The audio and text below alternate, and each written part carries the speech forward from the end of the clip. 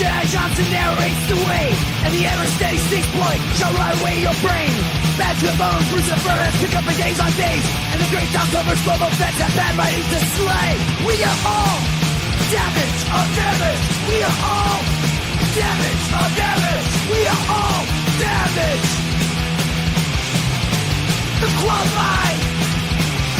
qualified, we are prepared. Hello. Hello and welcome to another brand new episode of The Qualified. I am Jedi Johnson 22, also known as your cousin Jedi, joined as always by the great Dom Tober and the architect joesduelin. The always steady Styx Boy 73 is not feeling well. He's hunkered down for the great blizzard of 2026. And yeah, I'm laughing at you. I'm just, it's probably about 70 something here. Well, listen, great blizzard of it's about 70 more than it is here. 2026 we're talking about. The Simpsons predicted it. The Simpsons predicted it before, so it probably is 100% true. Ooh, it's kind of warm. I must say, I always love right after our intro comes in, the view count always drops by 1 and then starts to go up. So I'm convinced there's one person that just likes our timer and our intro, and then just like the show and never comes back. Just like that's all they come for. Yeah, good times. So, it's that time of. Well, we do this every couple of months. We're going to do a Kickstarter update. This is probably one of my favorite shows that we do. That's about 4 times a year. So, looking forward to that. Hey, listen, I have to admit this, that I'm not a big fan of Kickstarter. I don't buy Kickstarters like that. No. But you like tits. You like seeing I tits. do, but you know what? I'm not obsessed with you guys like you guys are, man. I know that you guys like that. You don't like paper tits. I like reading material, but what I do read, I like reading. You know, if it was Braille and you're blind, you could feel it. What is it? Is it titties? Just hang in there, Dom. We'll try. We have other stuff other than Kickstarter this week. We're going to talk. I guarantee you, I grabbed at least one cover out of that Kickstarter review that you'll be like, "Oh, I like that." We're going to give opportunities for you to jump in and talk Star Wars if you're allowed to. We don't know if you're allowed to or not because I just learned you're not going to be on the Sunday show, so maybe this is your opportunity to jump in and talk a little Star Wars. A little bit, maybe. We're going to talk. I am going to talk. Tell you what I think about the new FX show, The Beauty. Which is good because you've read the comic as well. So I have read the comics, and I'll tell you what I think about it. And they dropped the first 3, so we'll talk about that later. That'll be a piggyback onto Joe's Tubi recommendations later on in the show. So stick around for that.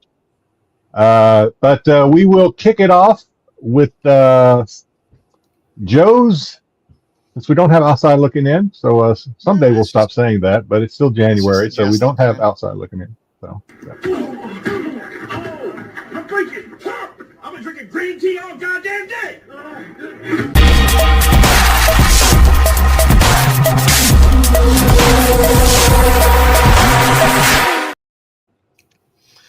all right, here's the just looking in, where I don't give a shit what anyone thinks about the books. They're just books I find interesting. They're not on top 10 lists. They're not trending. They may just be worth the paper they're printed on. But they're books I find interesting. I like to either find something topical and just kind of pick out a few books that I like. And this week I chose 3 books that I chose to focus on with Genndy Tartakovsky covers. If you're not aware of the show Primal, the best show ever on television, season 3 has just started. There are 2 to 3 episodes in now into season 3. It is by far one of my favorite shows ever to be on television. You have to appreciate something that can run 3 seasons that has next to 0 dialogue after 3 seasons and still be enthralling every single episode. But Gendy's given us beautiful and wonderful things from the Star Wars stuff that he did to Samurai Jack to Dexter, Powerpuff Girls, all that fantastic stuff. So there are some covers out there that he has, and I just figured I'd spotlight. I prefer that Clone Wars series over a lot, and a lot of people don't like it. I think that shit was awesome. I would love to see more of that, and because my boy let's see what this guy drew, because that grin is just kind of as talented as he is. I'm sure that grin is kind of just creeping me out a little bit. Okay, first, one of my favorites. He did a reboot of a Luke Cage series, and Cage number 3 does have a cover by him. You can get this book for under $10 raw, but it is a fantastic cover. Not always the easiest book to find, but when you do find it, it can be pretty reasonable. I like how he draws the guys. He draws Luke Cage square, and then the girls. He draws the girls perfect. I'm quite okay with that. I know the girls are perfect. It's just the way he does it. Yeah, this is just a fun cover that you can go out there and kind of hunt for. A lot of times, this series and this run will pop into some lower dollar boxes sometimes, and you can pick a winner there. Next up on the list, I got Cartoon Network Presents #1. So there's your Dexter's Laboratory. As a raw book, it's about, and I know this touches Dom very closely. It's in the wrong places, but that's or sorry, I guess I should say it touched Dom very closely. It's again fantastic book. These Cartoon Network Presents books are sometimes pretty hard to find in higher grade. If you find this, you can find this raw around $35. Again, not a super easy book, but not a really hard book either. In a 9.8 graded, you're talking about $200.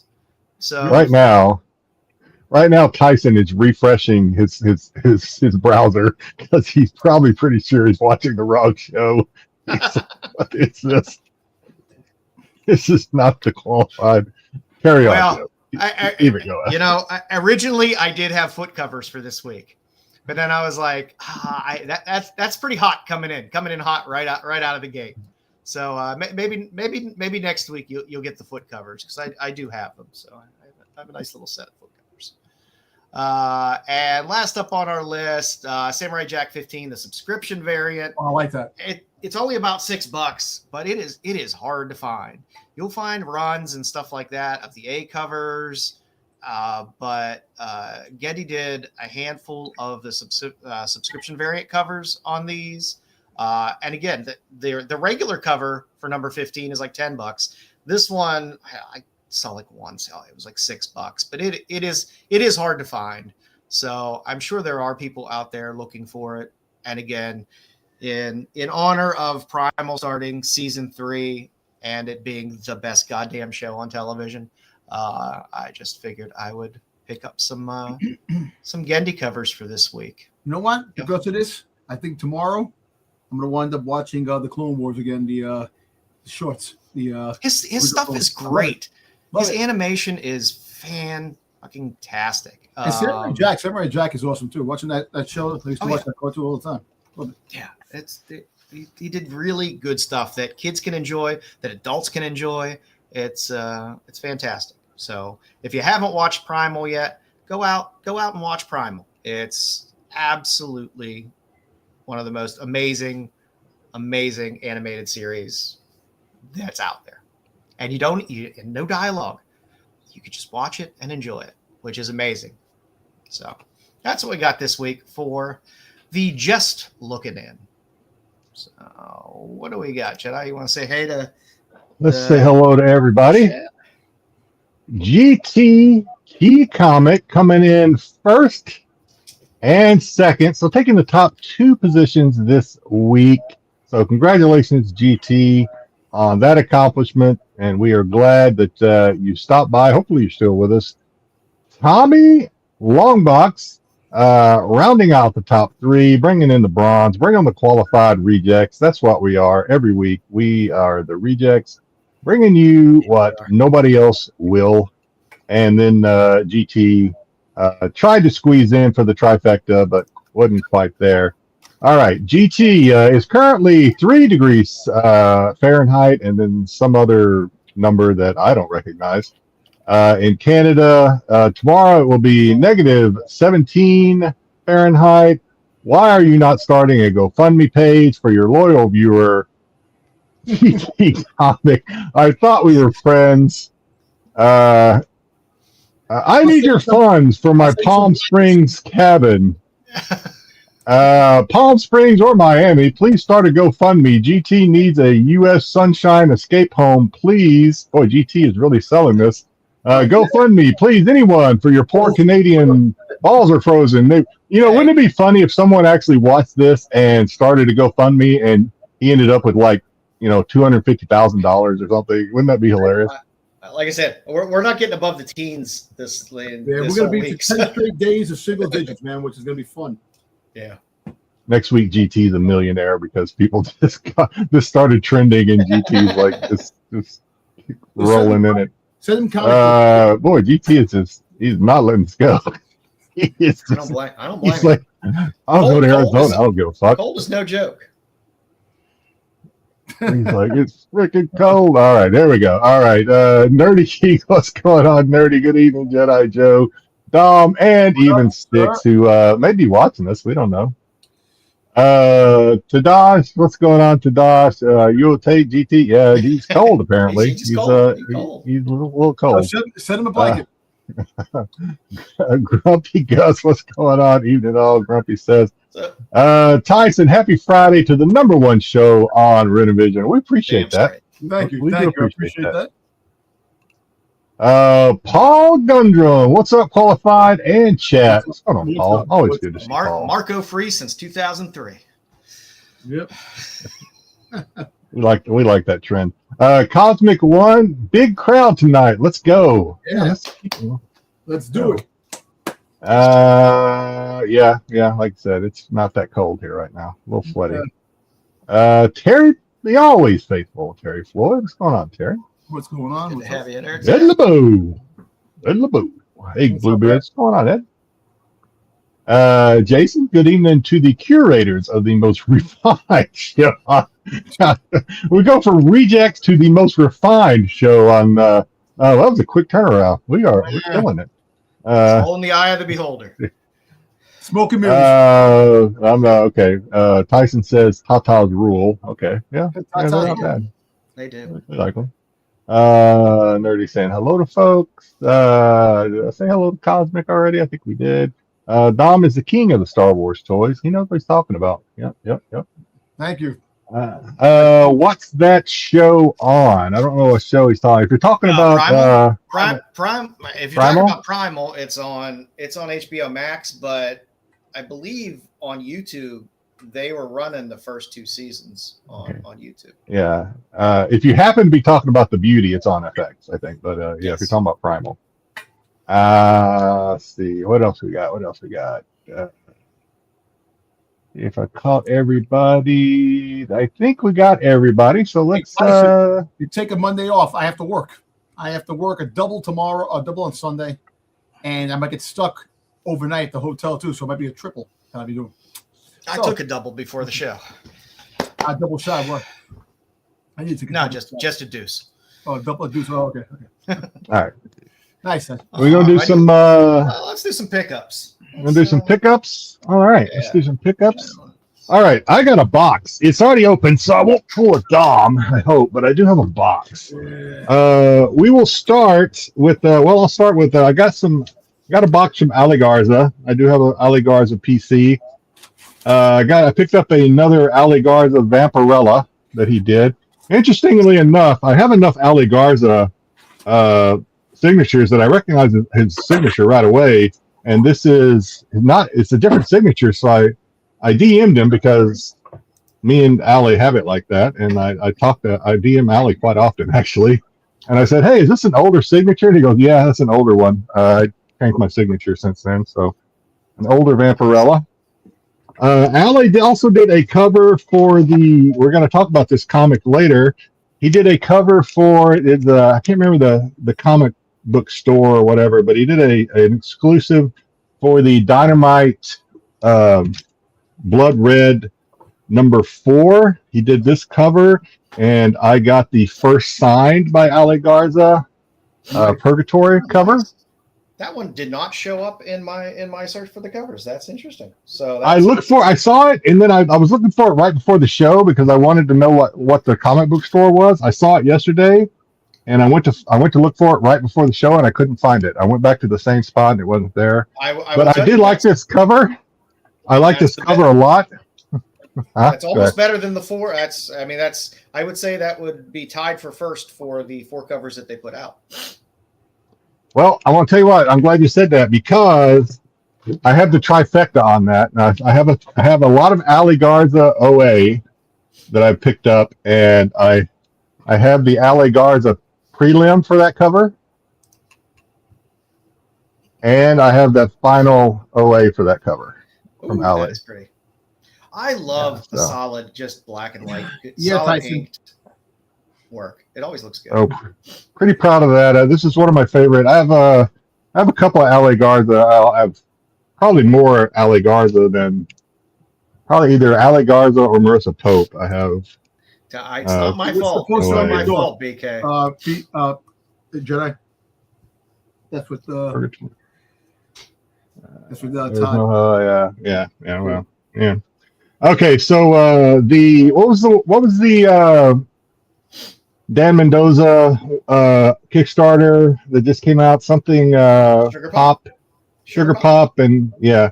So that came in this week. I got the swag bag. Oh yeah, I got my air freshener. So I ordered a lot of the back stock on that too. I got the Cannibal Kitty Volume 1 trade. Oh, I got that. And Volume 2, which I had to censor a little bit. Awesome. I got Zombie Tramp Volume 1. These are all the trades. Volume 2. Like I said, that is the nice part about some of the Kickstarters, to be able to pull some back stock that you're looking for. Yeah, some of the back stock. Yeah, this is pretty cool. These are all Mendoza from. I got the Sad Girl Psycho Baby. This is a thick one. That's what she said. This is a Sugar Pop trade. All right, so this is the Sugar Pop versus Zombie Tramp. Damn, man. Oh, man. So I got the I Beat Things with My Face nice version. Nice. I got the I Beat Things with My Face naughty version. Had to censor. All right, so either whoops, wait a minute. I'll say I have the Tales of Eel. I have the Dan Mendoza signed. Make sure this is not dirty. It's a little dirty, so Dan Mendoza. Oh, screw it. Oh, okay. There we go. There you go. We're not monetized anyway. The Sugar Pop, Sugar Pop Ickpot, Sugar Pop Ickpot, and the Dravakis Sugar Pop. Did you get the dirty Ickpot as well? I didn't get the dirties. No. I did get the dirty of the Ickpot. I decided not. Let's just say it's substantial. Yeah.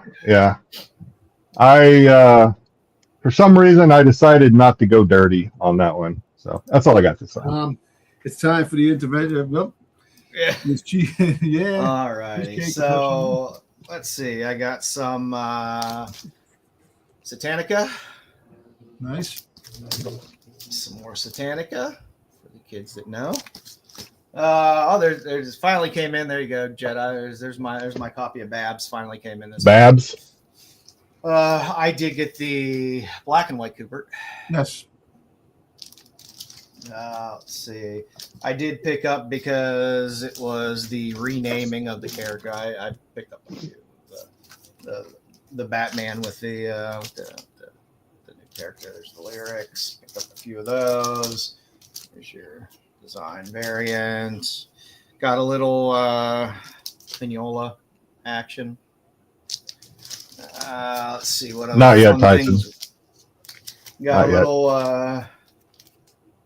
I've been talking about that, so I buy the things I talk about. I picked up 3 of these bad boys. What is that sticker? Is that a sticker? That's Dynamic Forces Yeah. sticker. Oh, okay. Okay. Or sorry, it's a Dynamite Entertainment sticker, but I did buy this through Dynamic Forces. But yeah, this is Edo for all you kids loving Edo. This was a Dynamite exclusive, limited to I think 250. That's a nice cover. And I like it. yeah, it's beautiful, and it kind of flew under the radar a bit. So I was happy to grab that. There you go. There's mine. I do have the dirty one, but you get the idea. I also got the Elias. And some old fun things. Let's see, we got the Cobweb. I kind of wish I got the McKay now since we had him on, but I'm sure. Can't pass up a Tracy Lord photo cover. Sorry. Yep. I grew up in a certain time period. Can't pass up a Tracy Lord photo cover.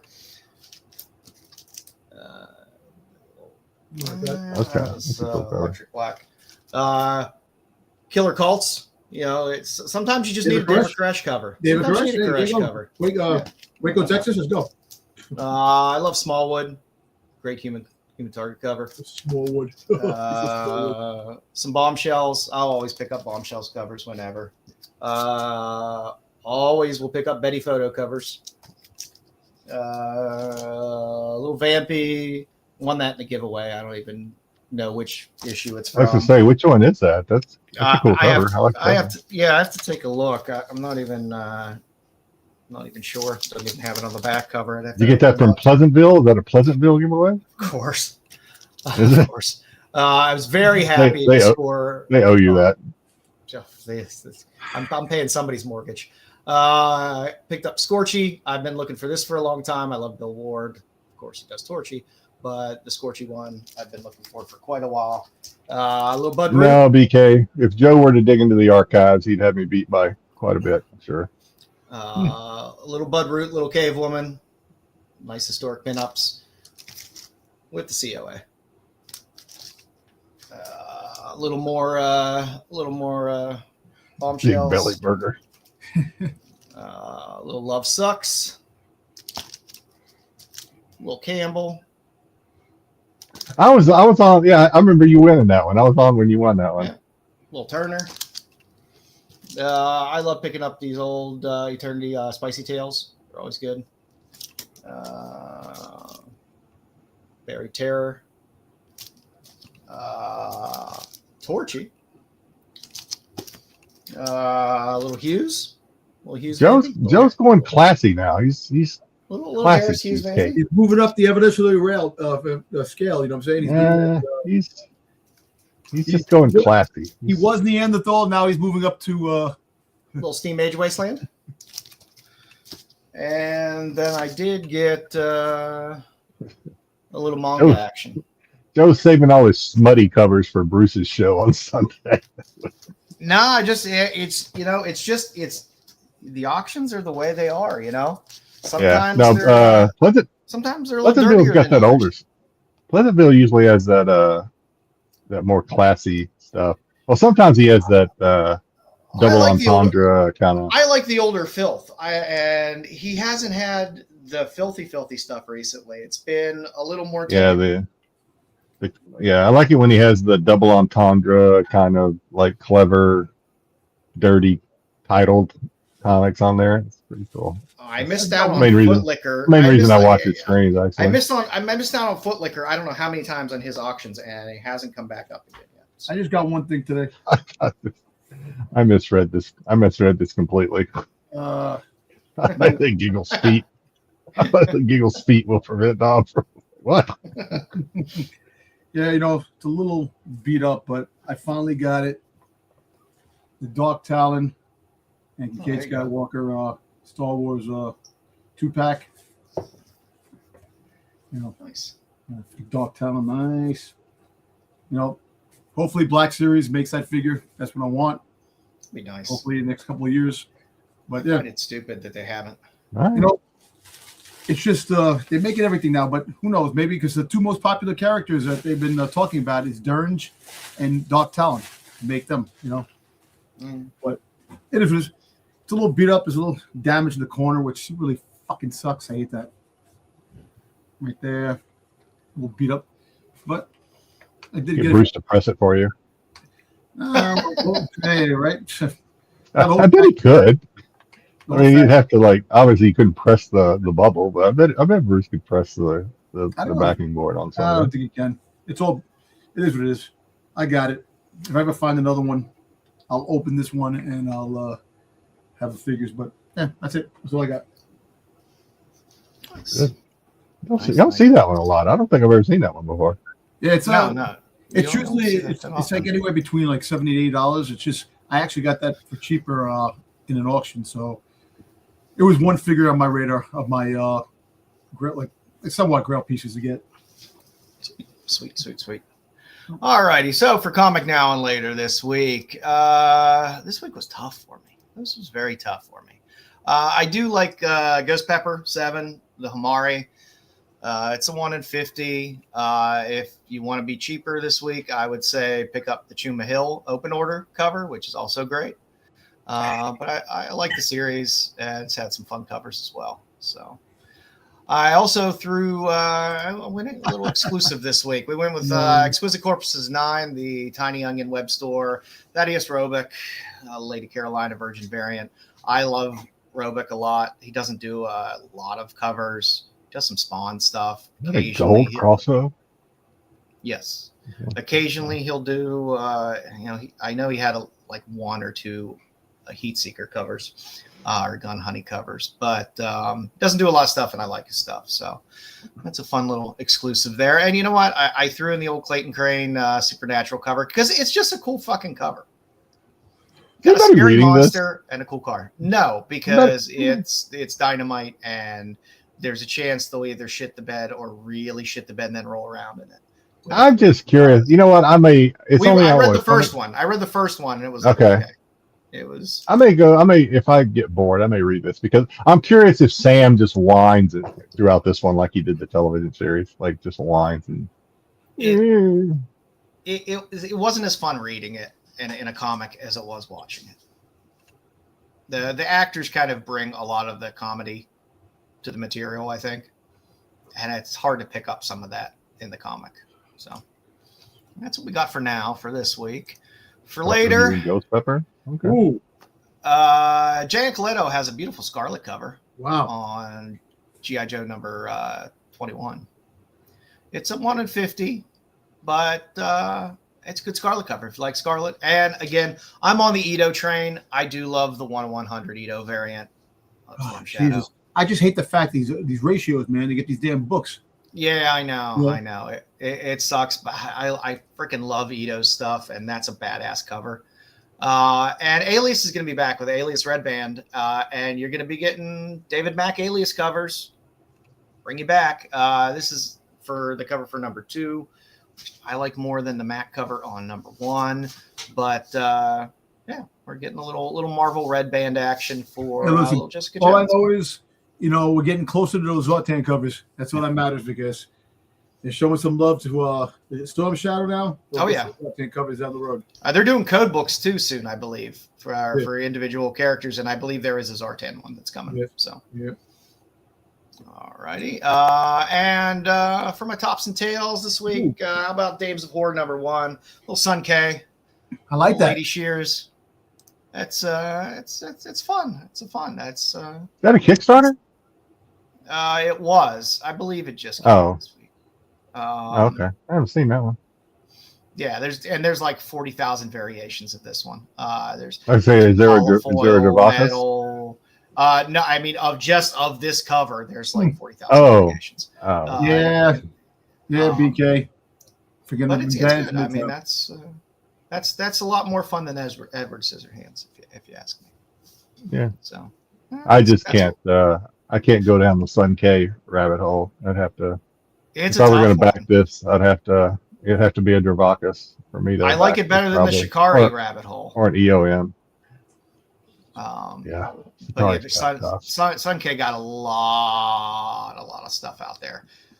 Yeah. To try to go back, you got to catch them when they first come out, and that way you can keep up with them. Because man, you're about a year in, 2 years in, 3 years in. Good luck. It's going to drain your pocketbook and a lot to catch up on. What do we got this week for our lovely lady, Jedi? Good Lord, I wrote that really small. Grace McClung. I could barely read that. McClung. Sorry, McClung. Golly, I wrote that small up there. I think it gets bigger in some of the other slides. I had to write it small because I do 4 covers on this one. So Grace McClung. Here you see she did a lot of the more than what you're going to see in these slides of the Heat Seeker. I have all of these covers. Yeah, so I think she did more. I bet you do. Yeah, well, you know what Heatseeker does as well. Well, what Heatseeker will frequently do is they'll put out everything. Sometimes there's cosplay covers with them, but they'll also then put out just a cosplay set that you can pre-order, and it'll just be all the cosplay covers that come out. So that's what I was leading towards, is that there's actually more cosplay covers. There's like Virgin cosplay covers and things like that for Heatseeker Exposed that I didn't even list on here, that you can actually pick up. Probably that set you're referring to. I like the fact that they do that, because I normally don't pick up when I'm ordering issue at a time. I don't normally pick up the cosplay ones, but then I'm like, oh, I can get the set of all 4 of the cosplay, and they're normally Virgin covers. I'm like, oh, okay, I'll just get that set. So she is a legit, well-known. I'll say well-known, but because going through her IG page, she's done several. When I say several, I'm talking like 20 or 30 that are just listed on her IG page. Red carpet events. Now, how big? I don't know if we're talking about like Hollywood, Walk of Fame, red carpet. I don't know, but she's done a lot of red carpet. Based on these covers, I'm sure there's a red carpet. Yeah, she's a natural. But she's done a lot of red carpet events, opening first showings, whatever you want to call it. But she's out there. She did this one. She's done. Are you driving or me on this one? You can drive. And BK, there is no black curtain section in my LCS. It has beads. There's beads. You have to go. Not black curtain. It's beads. She also did cosplay for Heatseeker Combustion. She did a lot of I think just about every Heatseeker out there. I think she might have been the cosplay model for. So she did this one. She also did a lot. See, at least they try. You saw those Dynamite ones where it looks like it's somewhere between a Sears catalog and a 1980s porno shoot. At least Titan tries. Standing in front of a Sears photo studio, free 8x10,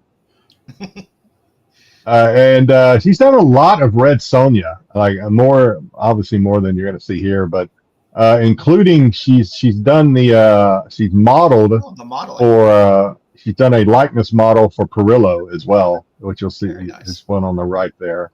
I was hoping I had that one. I don't have it. I'm going to have to keep my eye out for that one, a signed copy of that one. So I'll have to keep an eye out for that. But she's done a lot of Red Sonja cosplay. So fire in the hold, Tyson. Fire in the hold. This one I thought was I picked this one because it's a little different spin on your poison ivy. This is a zombie poison ivy. Or deceased. Oh. Deceased, like the deceased. That's right. Deceased is what they call it in DC. You're right. Yeah. You'll never see it, BK. I don't leave the house. And she is I think it's the next slide. We'll see. But Dom will get. She's done a lot of Star Wars cosplay. Dark Talon, baby. Wow. A lot of Star Wars cosplay. Wow. She's done Mara Jade. We've got some. She got some Ventress in the middle there. We've got the Darth Talon. In fact, I care about Ventress. I care about freaking Mara Jade and Darth Talon. Those are my favorite right there. Freaking Ventress is good, but those are my favorite. If I didn't care about Ventress, she wouldn't be on I know. the slide. Ventress is good too, but Talon and freaking Jade is my favorite. Two legends right now that have to get into canon somehow. Well, I'm glad you like Darth Talon, because we have I put these in here just for you. Thank you. Yep. Will we get Darth Talon in the new mall, Dom? I told you were going to have opportunity to talk about this since you weren't going to be on Sunday. This is your segue, if you will. I know. So will far, we get? It is definitely not Talon right now, quote unquote. She's a little pinkish, no pun intended, a little pinkish, not red, but I'm still holding hope that later on in the timeline, she actually takes on the mantle as Dark Talon and gets the mole tattoos and becomes the. Will we get this Darth Talon? Talking about Disney, man. Yeah. Filoni doesn't care about canon, so there you go. It'll be fine. Filoni actually cares a lot about legends. He does like a lot of legend stuff. So he definitely Filoni likes what Filoni creates. That's what Filoni likes. You want to hear something? You want to hear something crazy? So the rumors floating out there, right? Dave Filoni took over for Kathleen Kennedy. She stepped down. Guess who Kathleen Kennedy's going to do? Take over Bob Iger's spot. No, it's the head of Disney. They're not giving her head to Disney. I don't know, man. Hey, stranger things have happened. Who knows? Bob Iger's stepping down soon too. So. Who knows? But yeah, Dark Talon. Like I've seen one girl dressed as Dark Talon at a lot of the cons that I've gone to. Well, it probably takes a lot of work to cosplay as Dark Talon. Yeah, because it's a lot of body paint. Yeah, exactly. That's a lot of prep. A lot of prep and no clothes, so it's easy to wear no clothes, but it's the prep of the body. You know what? I mean, obviously. All we're seeing is pictures of Grace here cosplaying as Darth Talon, but it's amazing. Obviously, we don't know if she jumps around and does whatever, but it's amazing. Her Likey are so much better than anything we saw on the Ahsoka show, on the Ahsoka series. It's just so much better. Than anything we saw in the Ahsoka series, even though Ahsoka's aren't technically Likey or whatever, because she's not technically a what you call it. But anyway. But you know what's funny? The crazy thing is that Dark Talon is a very popular character. A lot of women dress as Dark Talon. You would think about that they would try to bring her into the Star Wars methods in the canon. The same thing with Dr. Aphra. Dr. Aphra, she's had 3 series already. She's been in Star Wars and that. Bring her into the main fold already. Give her an animated series. Give her a freaking goddamn a live action. Do something. But yeah. Anyway, maybe we'll get Dark. All right. Well, there was your moment, Dom. We appreciate you taking advantage of it. I don't know I can't remember if there's another slide or not. Oh yeah, there is. Okay. Yes. I couldn't come up with a legit 10 out of 10 Joe slide this week. I was happy with Marge. I was like, I came up with a huge Simpson fan, so this was fine for me, Jeff. I feel like there are a lot of Simpson fans out there, including our good buddy JJ. I feel like we neglect the Simpson fans out there, and maybe there's some kink out there to go along with it. I don't know. Possibly. I bet there is. And so we have some sexy Marge cosplay going on here from Miss Grace McClung. Doing a little housework. Yeah, doing a little housework and then relaxing in the tub. Nice. I don't think those actual Marge pictures. Now these actual Marge pictures that I actually cut and pasted into this slide were actually from her IG. I didn't go searching for these. These were actually on Grace's IG. So I guess these are what she kind of used as reference for her cosplay. So yeah, I didn't go searching for those, despite what someone out there might think, but I didn't. But yeah, pretty sexy Marge. I like it. Good stuff. Yeah, I thought you would like it, if no for no reason than the nice leggy bath pick down there on the bottom right. You get the feet picks. It was good. I mean, granted, I'm concerned about her liver, but it's good. It's good. Blue hair. Yeah. And that is it for this week's cosplayer of the week. Okay, so we got a 5-minute Vaporella update, and it's the May Dynamite not Blood take Red 5 this minutes. week. And I don't know if Dynamite Blood Red takes 5 minutes to get through. A lot of fun covers that are just kind of fun little throwaway covers. The one on the far right, I forget who did half these covers because half of them are nobody I was overly familiar with. But the Red Sonja on the far right is actually a great cover. Yeah, that's actually the best one. They're really the only noteworthy one, in my opinion. Yeah, the other ones were kind of like, oh, okay. Other than the Alligator that I showed earlier. Oh yeah, that was that. Like I said, that's why I would say that one would tie with number one because I do like the Red Sonja one a lot. It's pretty cool. But Purgatory was barely in this comic. She was in like a flashback or something. One panel, one panel. Yeah, it was pretty minimal. So yeah, only 4 covers off of the open order stuff. Of course, you had all the very Dynamite variations, but of this 4 covers, but that's pretty much what you had there. So like I said, I know you haven't been a huge fan of the art style in here. Still not. I'm very hit or miss on it. Part of it I like. It feels a little Francavilla, and I kind of like it. Sometimes it feels a little like hack, and I dig some of the panels a lot, and then some of the panels are just really bad. So it's tough. It's tough, but I do kind of enjoy it. It is, again, one of the easier reads out there because it's relatively straightforward. Sonya's fucking up the zombies. We still got Deja Thoris. These zombies are her friends too, by the way. Yeah. Yeah. But she's Sonya. She just wants to cut shit up and drink, which is why I love Red Sonja. We had Deja Thoris, who was bitten by Vampy, who's still kind of out of it. And we got Miss Fury there, kind of fucking about.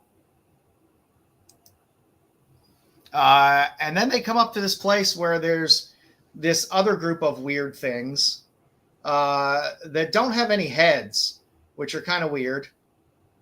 And then there's the weird spider head guy. Which was kind of weird. I don't know how you felt about those guys, Jedi.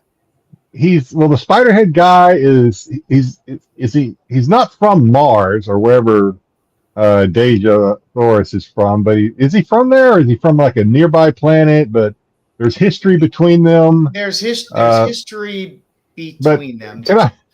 Can I just say, though, that my favorite panel, and I'm glad you put it in here. I didn't ask you to, but I'm glad you put it in here, is the panel where she says, armpit blood is my favorite. That was my favorite line in the entire comic. For some reason, it actually made me chuckle. Like, armpit blood is my favorite. Anyway, the rest of I kind of made the whole thing for me for some reason, but anyway. Yeah, so what you find out, I guess, is that the weird spider head guy created, I guess, the people from Mars, Deja Thoris's people, wanted them to create some type of virus that would only affect the men, but it ended up affecting the Martian men as well. Well, they were in a war with a planet that was primarily men or something like that, right? Or yeah. So like they wanted them to create a virus that would only affect and kill the men. And he told them that you wouldn't be able to contain the virus. So then it ended up infecting the Deja Thoris's men as well. And they all started dying. And this guy, he doesn't want to find a cure. What he wants to do is find a more virulent form that will also infect women. Well, because they were going to make him Deja Thoris when things went south and it started affecting them as well. The Martian men, or wherever she's from. I think it's Martian, right? Is it Mars, right? Yeah. Or Yeah, wherever she's from. She's from Mars. They tried to make him the scapegoat, right? Even though he kind of warned them, you're not going to be able to contain this thing. They tried to make him the scapegoat, and that's why he fled. And when he fled, unfortunately, some of these virus germs or whatever clung to his whatever he escaped in, and that's how it got to Earth.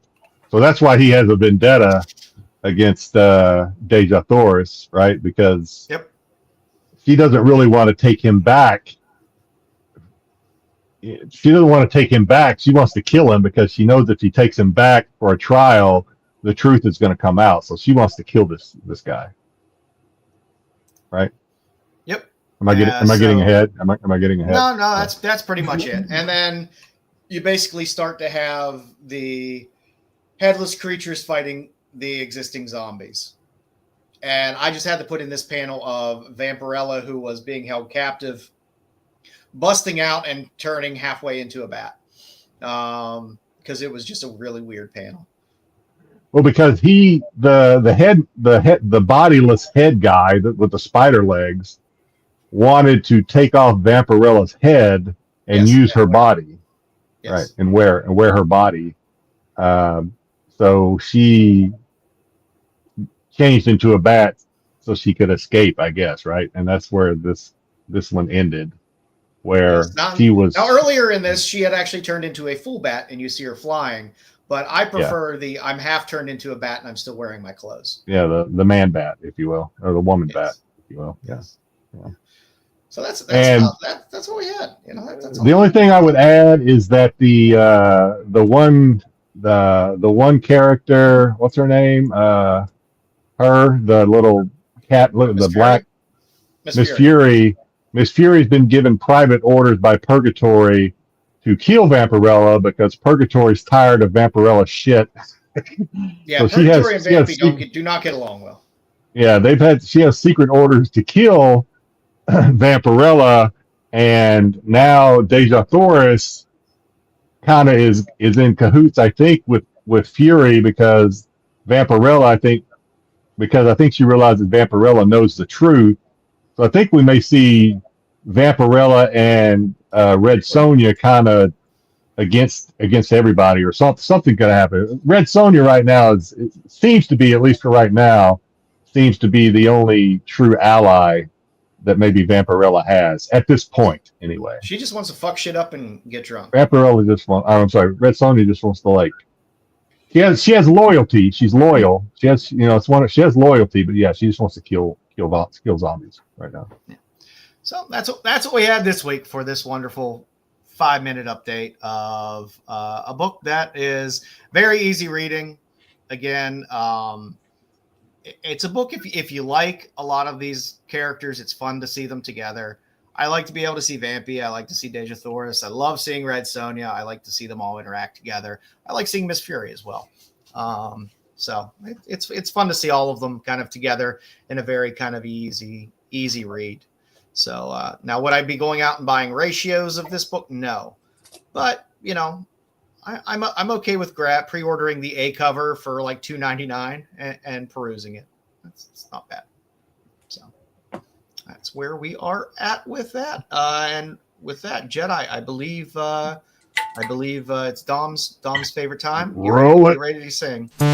It's time for the That's Not a Comic, That's Not a Comic, Salia Comic, Salia. It's time for the That's Not a Comic, That's Not a Comic, Salia Comic, Salia Comic. Oh, cool.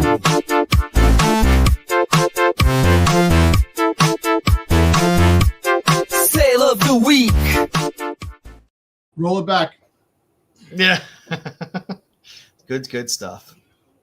This week is this what was that? Actually, was gonna buy that coin. Tails I get head, and they're not. There was a coin that you we're definitely not the best at what we did. No, we're not. This was Joe's idea to keep the streak alive, and so we do it. We don't know what we're gonna do next week because we don't have plans for next week, but we'll come up with something. I have one for you next week, Jedi. Yeah. Okay, good. Use all the help I can get. This is the naughty novelty coins. Yeah. That you can buy. So none of these are expensive. Most of these are you can get for very cheap and most of these are still like you can buy. Most of these that sold you can still find because you can buy 1, 2, 3, 4. So these are not limited at all. They're probably made to order or whatever. And then there's also a lot of similar variations in theme. Yeah. So the first one, I thought this one was kind of funny. It's heads or tails flip coin, novelty challenge coin. Heads, I get tail. Tails, I get head. Which the graphics self-explanatory. Quite self-explanatory. Yeah. So it's a metal alloy construction. It's 40 millimeters if you care how big it is. How much room it might take in your pocket. Yeah. This one sold for a little $13 basically on a fixed price. All of these are pretty much fixed price. I did find, however, that if you go look at them and probably if you like track them or follow them, I didn't even follow them. I just looked at them because obviously I was doing the research. Now I'm getting offers. Yeah, people are sending me offers on these things, and I'm like, no, I'm just doing a little research. No thanks.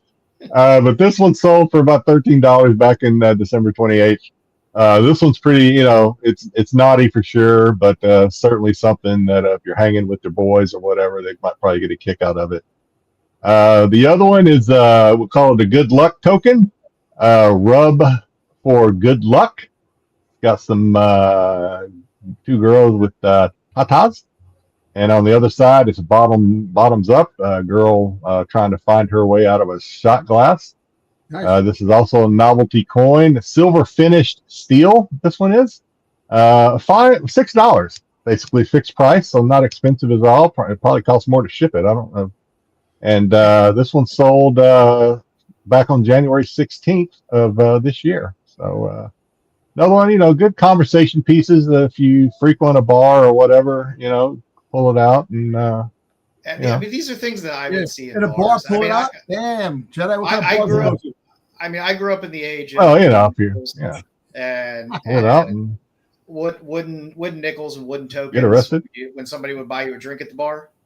You get a free chip or whatever. You just have it with your pile of money there. And see those there. Yep. Nice and fun. Next slide is. So this is also a novelty. I feel like it's been long enough that we can kind of poke fun at this one. Bill Clinton, Arkansas gag. This cracked me up. I saw this. This is what made me think of this. This segment. Yeah, I'm going to take. That's funny. I'm going to take credit for using. I came up with gag quarter. Gag, get it? Gag. Gag quarter novelty parody coin. This was made out of metal. This one sold for $10 fixed price back in January 9th. This also like it says headquarters on back down there on the bottom. I think that's a lot of funny stuff on this one. I was surprised how close it looked to an actual quarter. It does look like a real quarter. I don't know if it's the same size. If you could put this in a, I don't know if vending machines still take coins or not, but I don't know if you put this in a soda machine if it would take it or not. But it might be a pretty expensive soda if you did. But pretty funny. I think you got the cigar. I think it's got a lot of the little things in there. So pretty funny. Be careful with this one, or you might actually end up spending it. And like I said, it's a pretty expensive quarter if you actually accidentally spend it, probably for $10. But kind of funny. And then lastly, we had another one. Hedge. This one actually says heads you get heads, tails you get tails. So a little slightly different than the other one we saw. But a little pussy never hurt anyone. So heads and tails. Another flip coin. Novelty challenge coin, a high quality materials. This one says that was straight out of the. There you go. What more do you need? Materials. So no cheap shit, man. This is high quality knowledge points. Not high quality $6.60. Yeah. Yeah, no, yeah. Made in America shit. Probably not, but this one sold January 14th, earlier this year. So yeah, the streak continues, and these are pretty fun. That's all I'm going to say about them. They're fun. The streak continues, Jedi. The streak continues. Yeah. That's all we got to say. After 2 years of doing this, it gets harder and harder every week to find something. I don't know if we'll ever be brave enough to do sex toys, Terry. That I don't know. Did we do pinball machines? I don't know. I don't remember whether we did pinball machines or not. I think it's going to come a point. It's going to come a point when we're not going to be able to remember what we've done and what we haven't done. It's not like we've kept records of this. So. Pinball machines are a passion of mine. I actually have a pinball arcade here in town. I grew up with Williams Triple Strike that I owned as a child, which can be seen in, I believe, Police Academy 1 when there's a riot in the street. There's a Williams Triple Strike machine that rolls across the street. That was what I grew up with.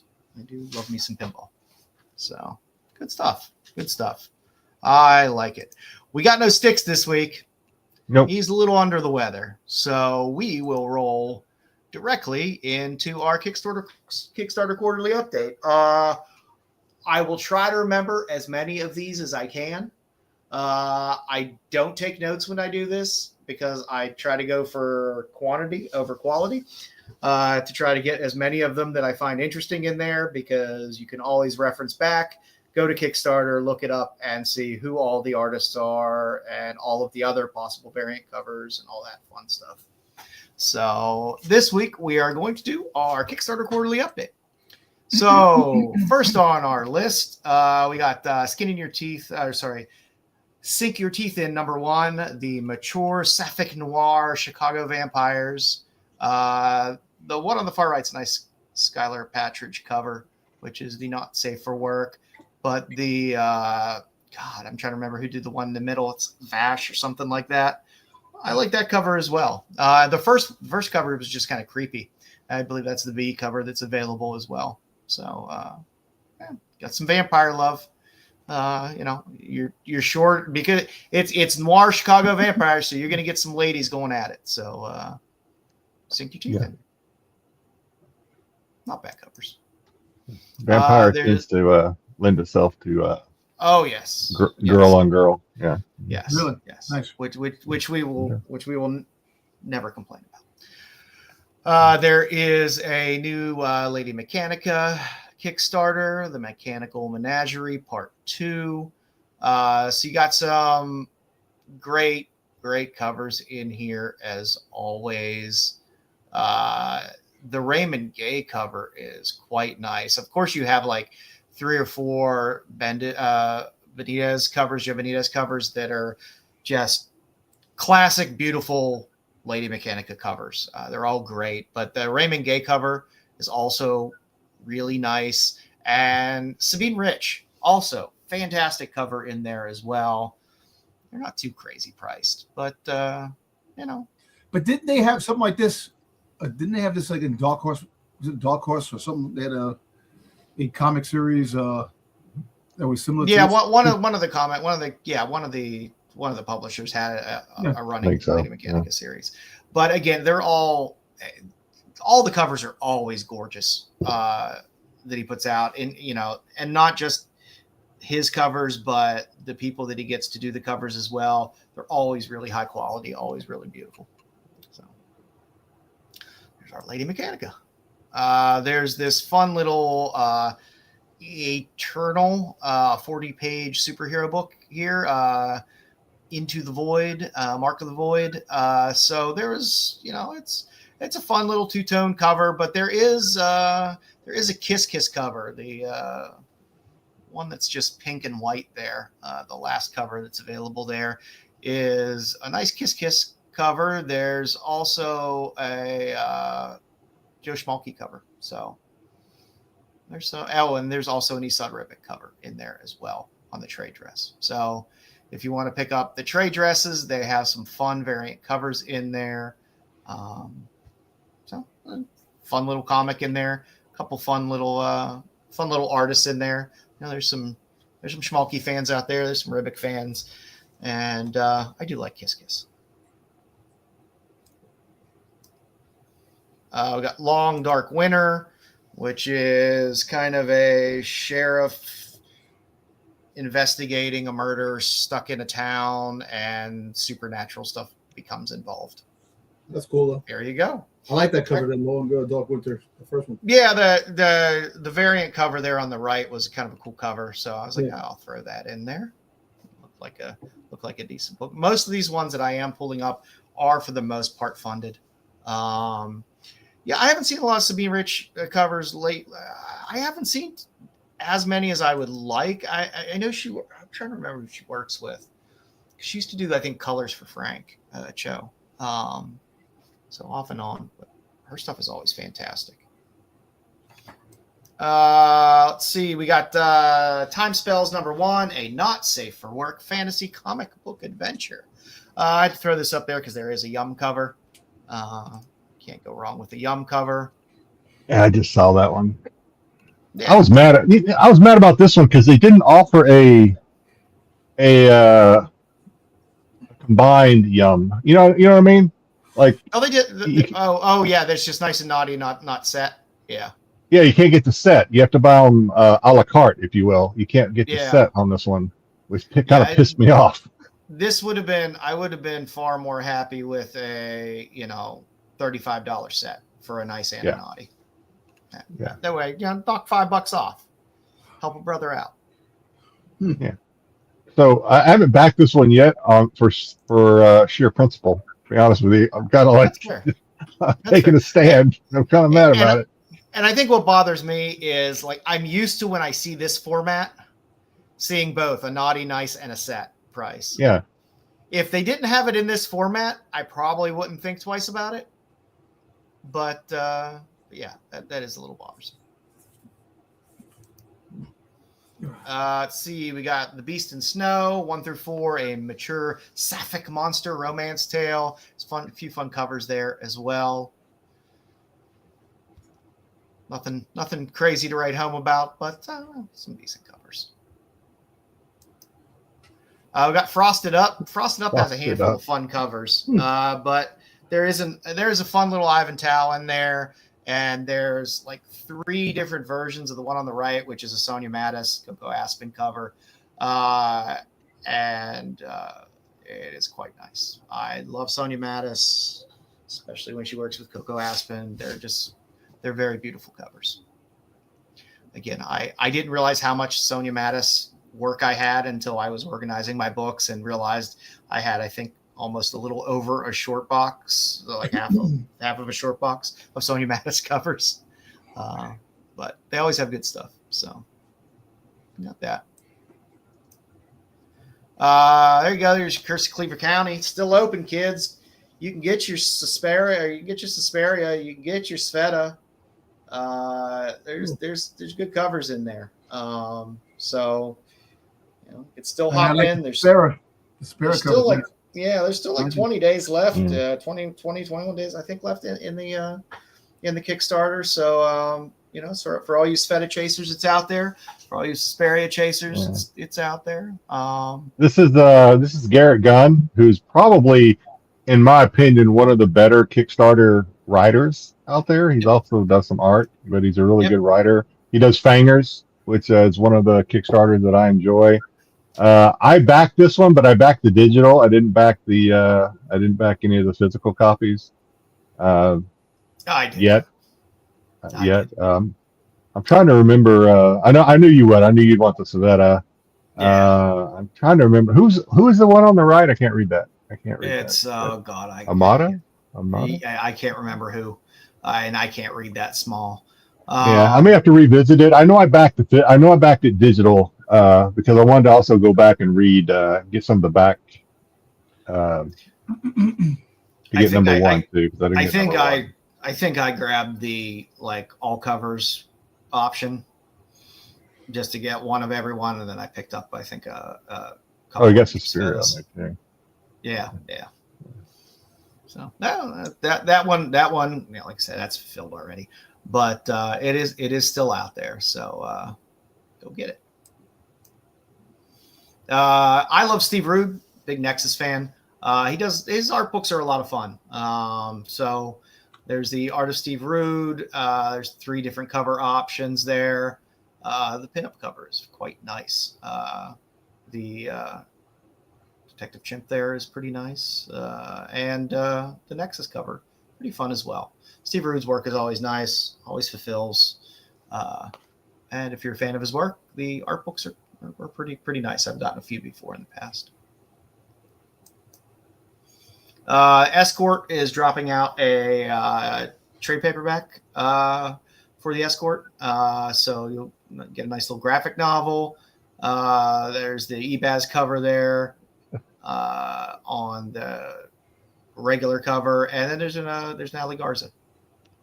I have the OA. I have that OA actually. It's funny. I have it. Yeah, I have it right here. Actually, you're like, that looks familiar. I do. I have it, and I don't even remember picking it up. I was in one of Ali's streams, and I was chatting with him, and I was like, hey, because I was going through Kickstarter, and I was like, oh, hey, I just noticed you have a cover for the S-Guard, and Ali's like, yeah, you have the OA for it, and I'm like, no, I don't. He's like, yeah, you do. I'm like, dude, I do not have that. So then, like last night, I'm going through some of it, and I'm like, holy fuck, I do have it. Like, so I messaged him on Facebook. I was like, dude, you got a good memory. I do have that. He goes, dude, I told you. I told you got it. And I was like, yeah, son of a bitch. But yeah, I do have that OA. It's over there somewhere. I was happy with this one because somebody we don't talk about a lot, Jedi, but I think you would enjoy it, is Flowers XL. Flowers XL does a lot of covers, and a lot of them are really good. So Starbanger #1, a sexy superhero comic. There is a Flowers XL cover, and there is a Bear Witch cover. I'm a fan of Bear Witch as well. I always buy Bear Witch, but every now and then when I see a Bear Witch cover in there, I'm like, I'm right there with you. I really like Bear Witch, but I can't. It's just one of those. It's just too much, right? I mean, it's just you have to draw the line somewhere. We do. But Bear Witch has some really good stuff. It's I do give in every now and then. I give in. Hey Joe, you getting that poster? No, I'm not getting the poster. I have run out of room for posters where I'm allowed to have my artwork displayed prominently, which is in this room. So I have a lot of Steve Mannion stuff and Bruce Timm stuff on the walls already, and some Scott Blair stuff, and I will be running out of room. I'll be going through Kickstarter and I'll see something. I'll be like, man, that's a pretty hot cover, and it's Bear Witch, and I'm just like, man, it's just I can't do it though. It's just like you got to draw the line. You got to stand your ground. You're like, no, I can't do it. It is very tough because once you start to open that door, it's hard to close it. So next up on our list, we got Territory, the complete post-apocalyptic kaiju series trade paperback. Fun trade paperback, but you can get add-ons of the comics. One of which is a Flops cover, which is an homage to the Marvel Godzilla cover. Yep, I see it. So on the far right top there. Yep. So it's another one of those fun ones where sometimes it's like, well, maybe I'll get the trade paperback just so I can get an add-on as well. Our payers got Tom's attention. She's got big thighs. What do you want? It's a big girl. Yeah. Mm-hmm. Star Spangled Ties. What do you want?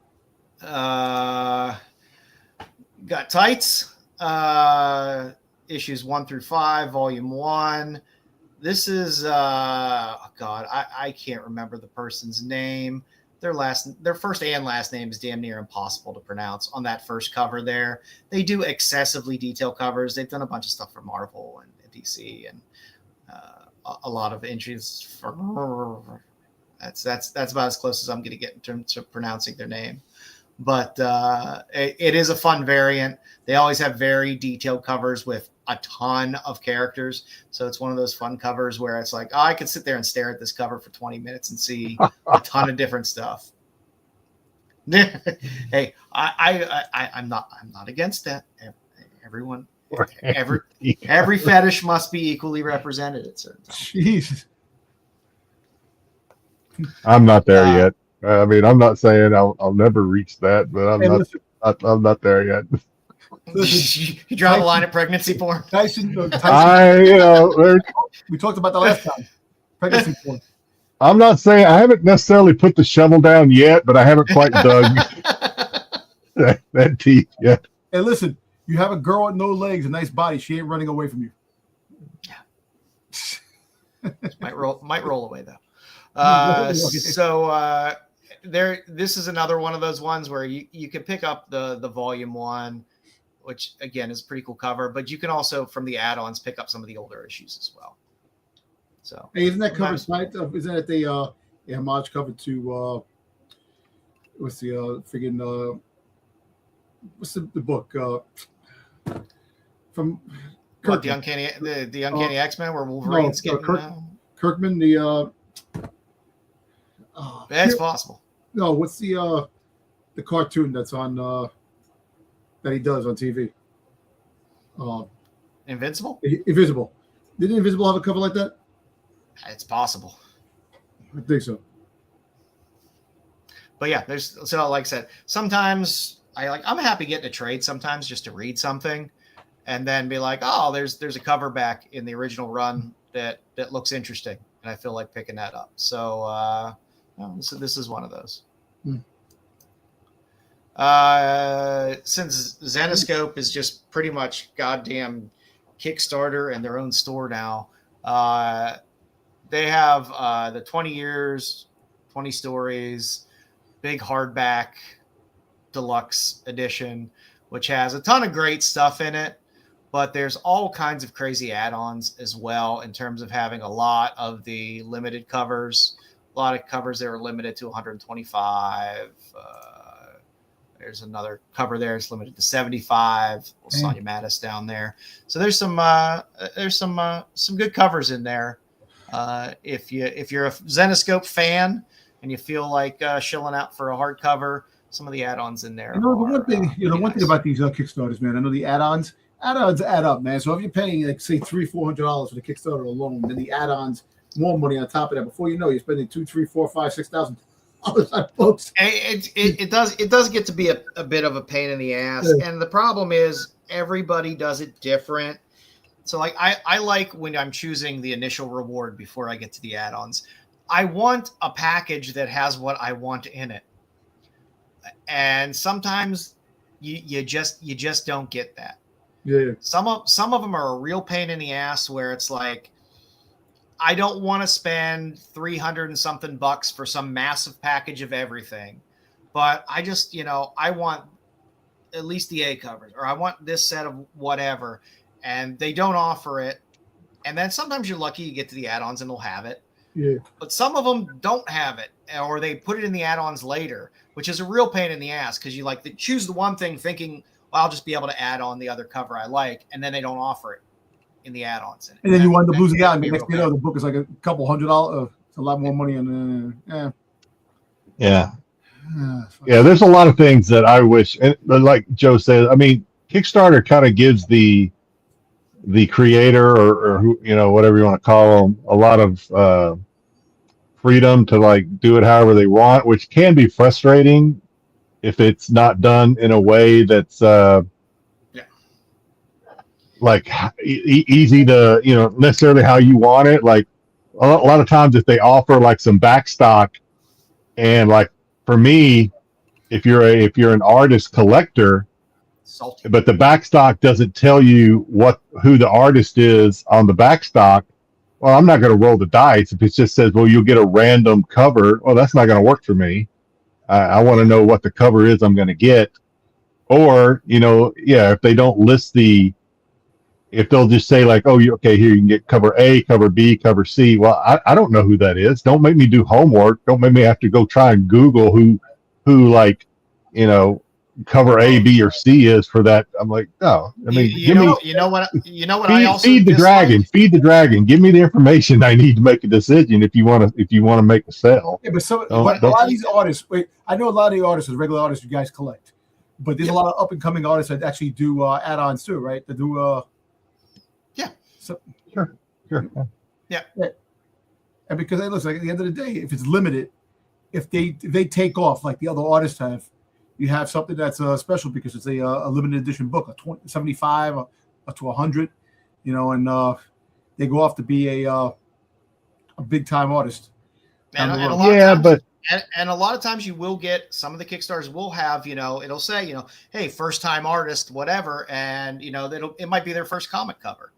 Okay. But unless the Kickstarter says like limited to 20 or limited to, but if it just says like cover A, B, or C, there's probably going to be plenty of back stock. So I mean, I wouldn't count on that being necessarily too limited, because when they come out with issue 2, 3, or 4, there's going to be opportunities for what they call catch up, you know, where you go back and you can order back stock.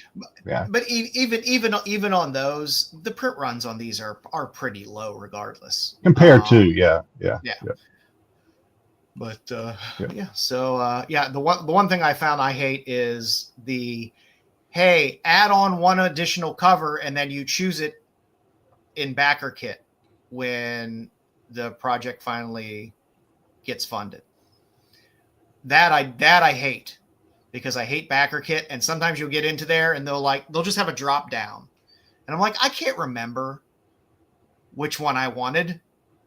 Oh yeah, because it could be you 2 have to months go back after to Well, you have to go back to Kickstarter and go back to the campaign and go back and review the covers. Yeah. We got Monster Matador, Blood of the Matador. Yeah, actually, you can't go wrong. You can't go wrong with the Scarface homage in the middle there. Cool. The L cartoon is the artist on the far right. That's just a badass cover. I really love that cover a lot. And the A covers on the for issue 2's A covers on the far left, which is also pretty cool. But the L cartoons cover on the far right, I saw that. I was like, that's a pretty nice cover. I like that. And again, all you Scarface fans, the cover in the middle. Who doesn't like a Scarface homage? Shark Knife. It's Shark Knife. Fight Machine, Volume 1. The art in this just looks like a lot of fun. It's Corey Loose's art. Corey Loose wrote it. There is a B cover option there on the right, but the art inside just looks like a lot of fun. It's kind of crazy, very colorful. So might just be a fun read if you want something a little nuts and your art a little less restrained. Looks like a lot of fun. The Marvel art of Dan Dos Santos, a deluxe art book, and more. If you just get the hardcover, it's that pretty sharp Captain America cover there. You can do the option with the dust jacket, which is where you get Spidey and your little ghost spider there. I like Spidey. I like Spidey. Friggin' what's the name? Friggin' Ghost Whisperer or friggin' or Spider-Gwen. Spider-Gwen. But I do like the Storm, and I like the Kitty Pryde. Yes, that is the slipcase option. Yes, so you can get the slipcase for it. The Storm is great. The Kitty Pryde's awesome as well. I love when Lockheed is always kind of going in and out with Kitty Pryde and in the phasing there. It always looks cool. But yeah, so I mean, it's a very nice book. If you're a Marvel fan, I'm sure there's just some really beautiful Marvel art in there for you. So have at it. We got some Metal Shade here. I threw this in just because the Alexa Low covers were quite nice on this. They were some pretty nice covers with the holofoil especially. Just fun, crazy book. Has a handful significant handful of cover options that are available there. Wait a minute, is that an amputee cover? Is that an amputee cover, or is that just her leg bent up under? What's going on? An amputee? Maybe. I don't know. Maybe. No, I think her leg's just underneath. Is her leg just bent up under? Her Double. leg's just Double. it's underneath there. The knee. She's Okay. begging me. She's begging me. It's there. It's there. It would be funny and ironic. It would be very ironic, yeah. But no, she has it there. So yeah, the Alexa Low covers are pretty nice there. I like a good heist comic, and the Skim looks great. So you got the Skim Part 1. It's a gangster heist comic. You know, I'm guessing if you like kind of Brubaker Phillips type stuff like this would be pretty enjoyable for you. And again, both covers looked like a lot of fun. There is a Kickstarter exclusive cover for this, which is just a black and white of the one on the left. I actually like the B cover a lot. Here's a cool cover. Right? It's the type of shit that I like to read. I like heist covers. I like gangster stuff. Yeah, that's pretty cool. Yeah, it's just fun to read. I just enjoy it. Next up, we got Daughters of the Dark Oracle, Back from the Grave. And that looks like a Styx special right there. It looks like a friggin' mummy. Yeah, you got this That's Curse the what that Ragdoll covers. There's just some pretty covers in here, and the drive-in editions are kind of fun. With all of the kind of like movie poster kind of BS around it with the black and white versus just kind of a minimal trade dress version of it. So that was something a little different. I like when there's fun variants that aren't just like, hey, here's a girl clothed and here's her fallopian tubes. It's nice when you have a secondary variant that's just kind of something interesting based off the original. It's not necessarily filthy. Oh, you my mummy. We have Milflantis. Atlantis. Oh, geez. Some of these, of course, I just have to put in because the names are hilarious. Oh, There's only Yeah, a few covers there's another in Bear here. Witch. Yes, there's another Bear There's Witch. another Bear Okay. Witch. There's a Zork cover, and there's one more cover in Zork, there. yeah. But the lower torso clothing was just a little too see-through. There was a little too much vertical smile available. So I threw up the Zork and the Bear Witch there, but really just had to Was throw it there up because I'm just I curious, like the was there a cover. Miraglio for this one too? This strikes me as something that Miraglio would Actually, submit. you know what? There might have been a Meriglio. I bet there was. This just strikes me as something he would submit something for. Like I said, it's the one thing I do enjoy about Kickstarter. I always laugh when I'm going through these because there'll always be 2 or 3 titles. I'm like, good on you. You did well. You did well. So Milflantis one definitely. Oh, did you put the one in there? I'll wait till the end. Did you put the one in there I sent you that was Star Wars related? Was that active or was that? I can't No, remember I if that was think active or not. I think it might have been done. Is that an older one? Of course, one of my favorites, Blam and Glam. Their issue 12 and 13 will be in here, which are newer, and you can catch up with the old issues as well. You got Richard Morgan there on the first cover. He has 2 red covers available and a couple other. It's his book, but you have 2 normal covers that he paints, 2 red covers that he has. You got a Bang Bez on 12 and 13, which are gorgeous. I will buy anything Bang Bez puts out there. And then you got these fun pink covers for 12 and 13 as well, which are fantastic. But, check it out. I will proselytize his work repeatedly because this whole Kickstarter since issue 1 came out has been absolutely awesome. The people he's brought in to do, Bang Bez has been through most of it, and there's a lot of fantastic Bang Bez covers in here, but he's brought in Luana Vecchio, Susperia. There's been a lot of really great artists that pop in and will do a variant in this series as well. So check it out. There's some great add-ons in there. Or if you are running with the series and you want to pick up 12 and 13, go in and get it. There was another Kickstarter. I think the one you're talking about is it's called Mother Effin' Mermaids or something. Yes. That might have been the Miraglio. Okay. I think I have that one in here. But yeah, definitely, like I said, Richard Morgan. Like I said, I've been getting this Kickstarter since it started, and again, he ships from the UK. He lives in the UK.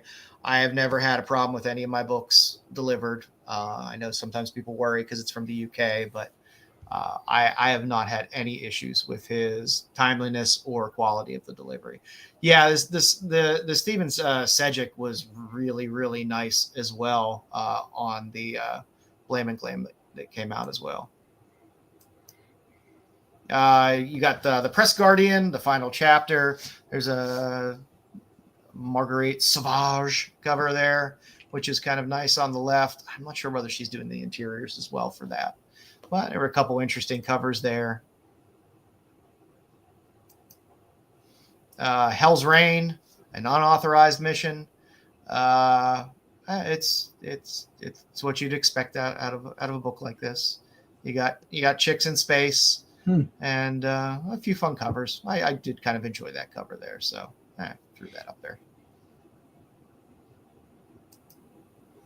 I summoned a demon. She's kind of my type.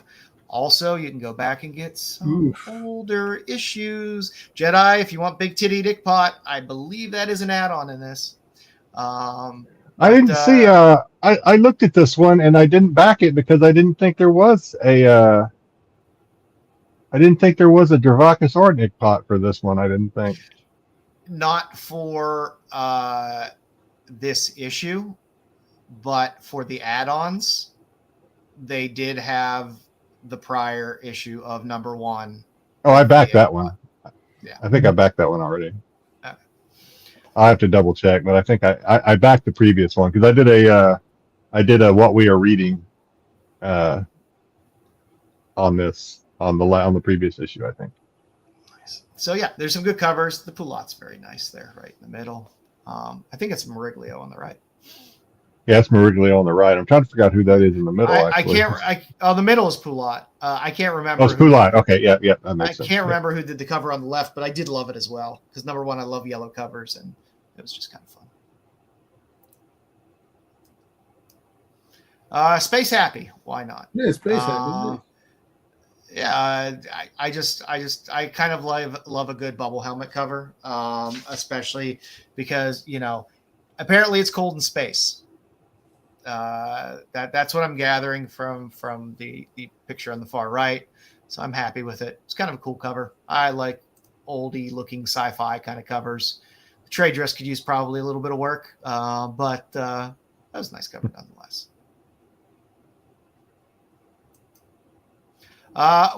Legends of Stargrazers. If you were an old collector, hey, the original Stargrazers run had a wonderful shit ton of fantastic Adams Hughes covers. So this one has some new stories written by Dave Campy. So if you love, again, chicks having fun in space and having adventures, this one is right up your alley. If you're a person of a certain age like myself that grew up with the original series and picking those up when you're first collecting comics and like, ooh, this is fun. It's a nice hardcover, soft cover graphic novel with some good stuff in there and fun covers. Leaded Gasoline. I just thought that the first cover is a Murdoch cover. It was just a really badass cover. I just really, really liked that cover, so I had to throw it in. I had to throw this in there. It's kind of a grindhouse war comic. Yeah. So, it'll probably be a kind of a fun read as well. But yeah, that Murdoch cover was just badass. I was like, I'm throwing that in there. Yeah, I looked at this one. I thought it would be a good read, but I didn't like any of the covers. So I really like the Murdoch cover. The A cover, I'm kind of it's a cover. But I really did enjoy the Murdoch cover a lot. Within One, I had to throw this in there for Jedi because there is a Yum cover right in the middle there. Yeah, and too too many freaking Yum covers, man. I need to dial it back. I can't afford all these freaking Yum covers. And the Carl Liversage cover is quite nice as well. I don't know why they covered that up because I'm pretty sure those tits aren't out, nor is the nor is the bottom hoo-ha area either, because in the subsequent versions of this cover, it's definitely out. And it's definitely out in the other versions. But, yeah, there's some fun covers in there, but again, for you Yum chasers out there, I'm just afraid, Yum is just not only. I mean, obviously it takes a toll on my credit card, but I don't like it when it's getting to be like. I mean, you want to see artists be successful. At the same time, you're like, all right, you hate to see the market get flooded with like just okay. Every freaking Kickstarter's got a Yum cover now, where it used to be like. It used to be part of the hunt, you kind of hunt for it. You're like, oh, a Yum cover, cool. Now it's like, okay, you don't even have to hunt. It's just like every Kickstarter seems to have a Yum cover now. Thank you, Terry. Let's see what we got next here. Oh, there's your motherfucking mermaids. Mermaids. Yeah. So there. I did not put the Meriglio cover up there. I did put the Chadzudas cover up there. The Santiago Cali cover is gorgeous as well, and the Monty Blue Draws cover is just a nice set of tits, and I like that. And see, this is how you do it. This is how you do it. Yeah, you do the set. Mild, hot set. You save a couple of bucks, you bundle. It's all about the bundle, and that's $10. You save $10. Yeah. I was like, I feel good about that. I was like, I can even I can justify spending $40 for the set versus 30 for the nude or just 20 for the for the nice. Yeah, and when you don't do it, it irritates me now. I guess I've been doing this now where I'm like I have standards, and if you don't follow don't follow these Kickstarter standards, my God, it irritates me. There you go, Dom. Beach Girl #1. Oh, I saw this one. Yeah, Pedro Perez. You got a little Ahsoka there for you. I like that. I actually like the Gundam. Covers. I like the Gundam cover in the end. It is fun. Yeah. It is. I do like the cardboard box Gundam. Yeah, I like the cover. Well. Yeah, it's pretty cool. The Favor Scott cover is also kind of nice. I kind of dig that as well. So the Ahsoka has a nude cover too. Yeah, I believe so. Yep. Yes. Topless. Well, yeah. You can only do topless, I guess. So yeah. Yeah, but there were some fun covers in there. I'm about to get that cover now. It was kind of a fun one. You gotta go, Dom's that's where it starts, Dom. You're gonna pop your cherry on this Ahsoka cover, and it's all done after that. Yeah, the cover is by far you're my be favorite. A Kickstarter whore. I love the Gundam cover. I think that's just fun and hilarious. Spy XXX, an erotic action parody. There's Miraglio. There's another Miraglio there. There's a Joe Picar there. I love Joe Picar. I left out a couple Joe Picar covers out of this that just didn't hit me the right way, but that one I do love a lot. And again, Flowers XL. Always has good covers. They're good, solid covers. Hey, listen. I know she has a flat ass, but it could work. Don't worry about it. Yeah. Let's see here. Liberty Girl celebrates 250th anniversary year. So there is the one cover, but it has some fun add-ons, some fun posters, some fun pinup style posters, which I kind of liked. So I know Jedi likes patriotic and flaggy type covers. So there you go. Yeah, I threw that in there. Hey, Jedi, you coming to New York City for the 250th anniversary of the United States? I am not. Full drop, baby. No, sir. I'll watch it on TV. Listen, I'm off. It falls on Friday. The 4th, I will not be at work nowhere near Times Square. They can kiss my ass. Except I live in D.C. You know how many times I have been to the fireworks on the 4th of July in D.C.? Once I went. And on the metro, it broke down and the air conditioner was broke. And I was like, Nice. never again. Never again. Yeah. Never again. And I believe, last but not least, I do have My Girlfriend is a Cyborg Assassin. Well, I think Another Maraglia. I like the Yes, last you cover. do. the first cover. Yeah, the last cover was kind of cool. It's Ralph illustrates. I wanted to find. I've never heard of that artist before from the far right, and I try my best to not include any Kickstarters that have any AI covers and stuff like. Because there are plenty of Kickstarters out there that will be like, we used AI to generate our covers, and then there's 75 covers of AI generate covers. I'm hoping this person. All I know is they're Greek. They're Greek, and they're a digital illustrator. That's all I can really find out about this person. But I dug the cover. And that's another thing. If they don't tell me who the artist is, I'm going to assume it's AI, and I'm not going to back it. I mean, so I'm not saying it is. I mean, but don't. I mean, they said who he is, and they link to his IG page. Yeah. I'm just saying. As a creator, at your own peril, you need to give me information. If you don't give me information, I'm gonna make these leaps in my own mind, and you may not get a backer. You may not get a backing from me. So you need to give me information. I did see the PCAR lifeguard cover as well. I can't remember which one it was from. It was a bit pedestrian. I love PCAR's work, but I got a question. I meant to ask this a couple slides back. Are the Zong brothers? Are they actually brothers? Are there two of them? I have absolutely fucking no clue. Kickstarter artists are just it's a whole weird world of made up names and weird shit.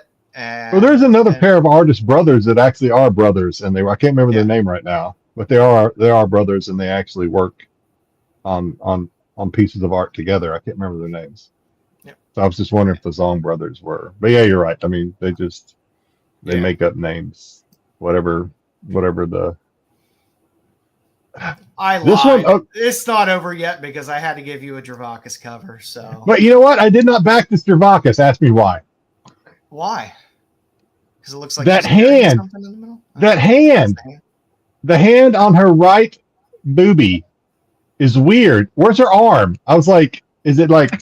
It's just back. It's just. Yeah, it's way the hell back there. I mean, I'm like, it's like at first I'm like, oh, somebody's grabbing her tata, and I'm like, no, wait a minute, that's her own hand. Where's her arm?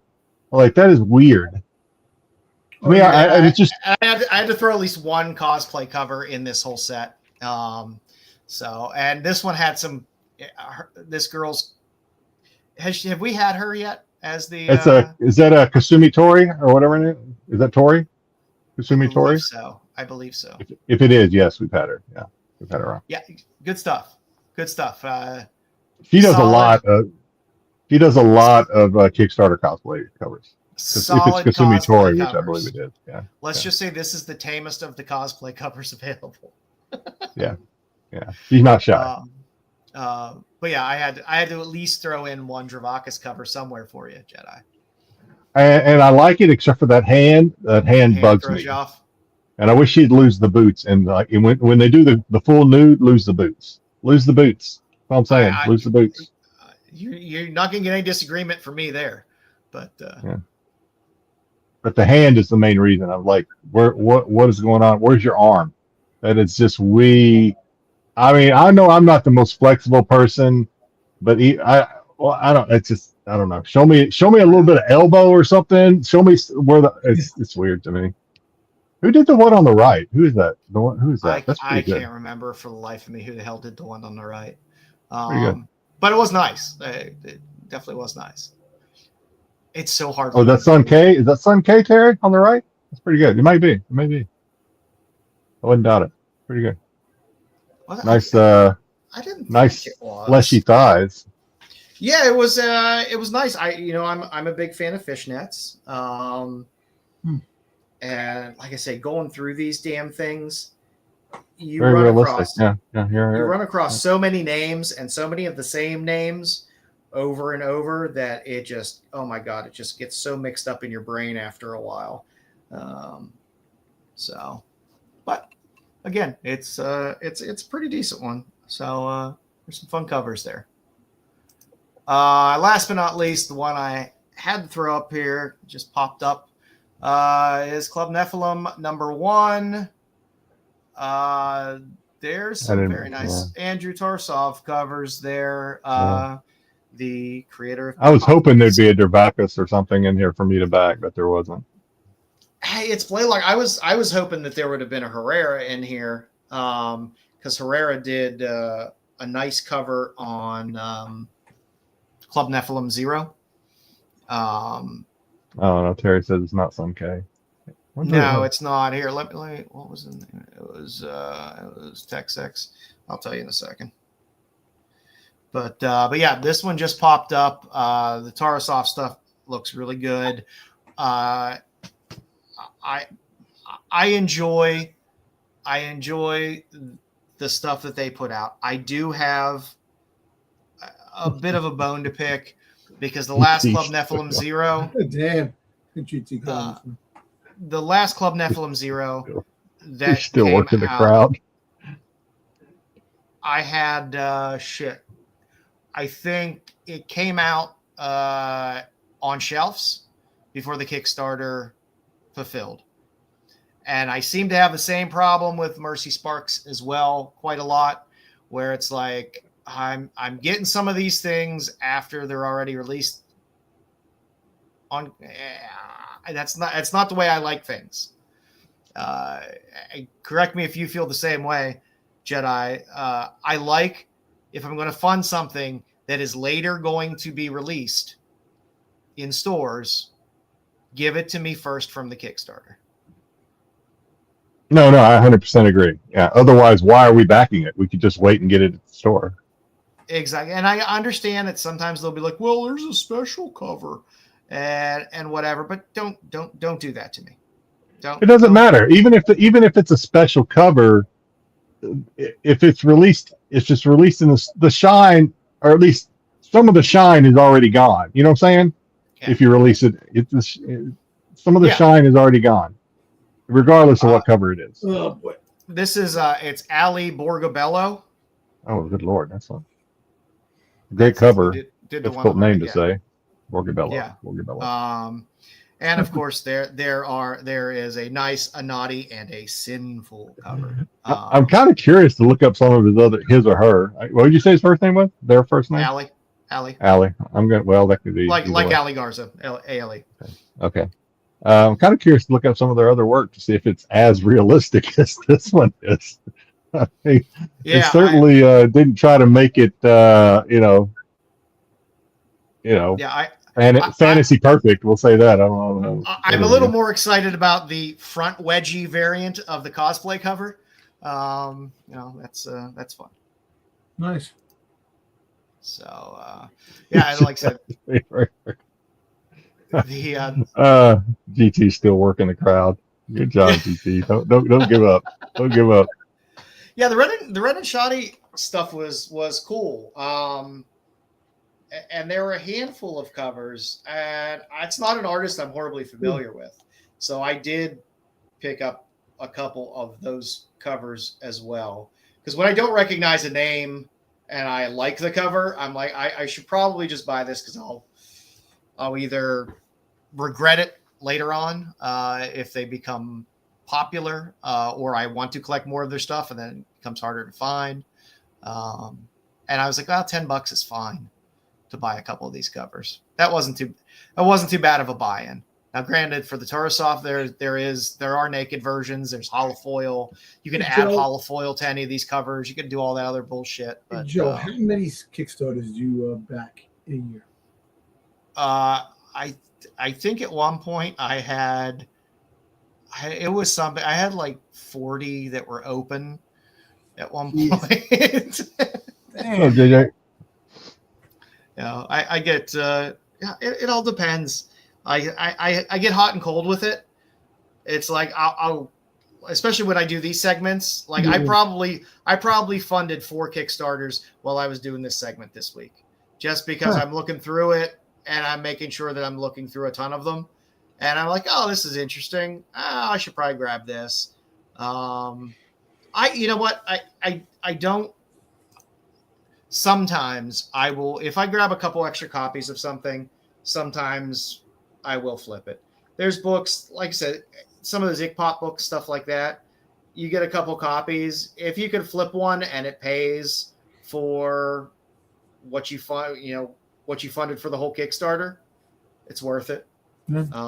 But I'm not into getting them to flip them. It's normally a lot of artists I like when the stuff that Flops does, I like the stuff that Flops does on Kickstarter a lot. So I'll always look for Flop stuff and pick up a couple copies and throw it in the box. So, good stuff. And that's about all I have. I mean, the problem is, there's a question, they usually hold long-term value. Most of the covers are pretty limited, which means they're harder to find, which does make them a little bit pricier. I haven't seen too many when you see them on eBay that are like dirt cheap.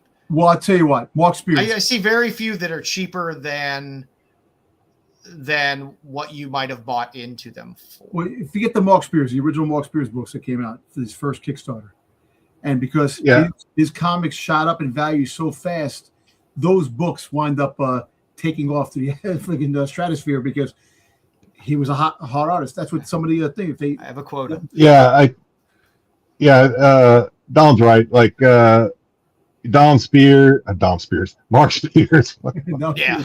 Mark Spears, your Eons, your ICPOTs. It really depends on how the artist is doing, and if they're getting hot, then you might be able to flip some of their earlier stuff, and it does pretty well. Some of the other stuff, like I don't want to name names because it might sound like I'm disparaging them, but some of the others, maybe not, maybe won't do as well, or won't hold value, or value won't inflate like ICPOT or EOM. Yeah, I mean, the one thing I've kind of noticed though is if I go back and try to look on eBay for I missed this Kickstarter, and I go back and look, either I can't find the covers that I want, or if I do find it, it's probably at least at the price that I got it at. Even for I mean, granted, there are people that so it is. Yeah, there's a lot of people that do a lot of Kickstarter covers and stuff like that, and they're not necessarily going to be people's first, second, or third choice in the Kickstarter when there's like six artist covers. But I kind of feel like a lot of people will put their Kickstarter stuff on eBay, and they'll put it probably at a slightly above Kickstarter price. Yep. And it's kind of there. They don't really care if it sells. Maybe it's kind of their PC. If it sells, it sells. If it's not, then who cares? But maybe they just put it there just to see what happens. And if it sells, great. If not, they're not gonna cry about it or lose any sleep. Like I said, I like Kickstarter. It usually is more than it usually is more than on eBay. It usually is more than the Kickstarter price. The thing is, like Joe said, you can usually, if you're patient and you wait for that next release, you can usually get back stock of previous ones if you're lucky enough to, if it's a hot artist like EOM or ICPOT, may not be that back stock that you're hoping for. But you never know. I mean, or you may not be able to get the complete set. You may not be able to get the the nice, naughty, and the wild or whatever. If you want the complete set, you may not be able to get that. Yeah, I mean, we don't get as much Zenescope as we used to get, and that used to give people a nice alleyway into younger artists a chance to kind of get their foot in the door, because that barrier for entry was a lot lower than a Marvel or a DC, where they would give people a chance, and those people, I mean, like I said, Argerm, Nakayama, stuff like that. You could see them doing that kind of stuff. Like I said, I like Kickstarters for several reasons. Number one, there's certain artists that I really like, and I would prefer to buy their stuff when it's limited and when it's a little more rare and truthfully a They have little more more. spotty. They have more artistic freedom usually on Kickstarter Yes. than they do with DC and Marvel. Yeah. Yeah, and you'll find some really cool weird shit that's pretty awesome. I like to support either the small publishers that pretty much run mostly exclusively from Kickstarter. I mean, there's places, Bad Bug and stuff like that. Yeah, they'll have a bit of a storefront or something like that sometimes where you can get stuff, but overall their main nut is running Kickstarters. And they have a lot of artists that I like, Cheeky Comics, stuff like that. They did a shit ton of Luana Vecchio covers. I love Luana Vecchio. I know I can get some filthy stuff from Luana Vecchio in a Kickstarter. So I like to keep those. Yeah, you can go to as well. You can go to Bad Bug's storefront or whatever. I don't know what the URL is, but you can go to their stuff right now. You can even get EOM stuff there. You're probably not going to find the full naughty stuff there because that stuff goes pretty quick and it's usually more limited. Yep. You're not going to be able to put together a full set anymore because, like I said, the naughty stuff is usually gone. You probably find the nice stuff, maybe a topless, but you can still find this stuff there as well as. Well, you're not going to find Ickpot there usually, but you can find artists there. You can find Ickpot, I know because I've seen Ickpot there. I bought some Ickpot stuff off their website before. And truthfully, I like Ickpot, finding, EOM. Sorry. Yeah, I like finding interesting. I mean, like everything isn't about buying titties. I buy a lot of weird shit off Kickstarter where I was like, this story sounds interesting, and this person decided to go out on their own and be like, I'm going to publish this. I'm going to get it printed. I'm going to do everything myself. And there's a lot of artists out there that have a story to tell, and they can't find a publisher to give them that voice. And sometimes it's really good shit. So it's it's an interesting place to find stuff like that and support some of those creators. So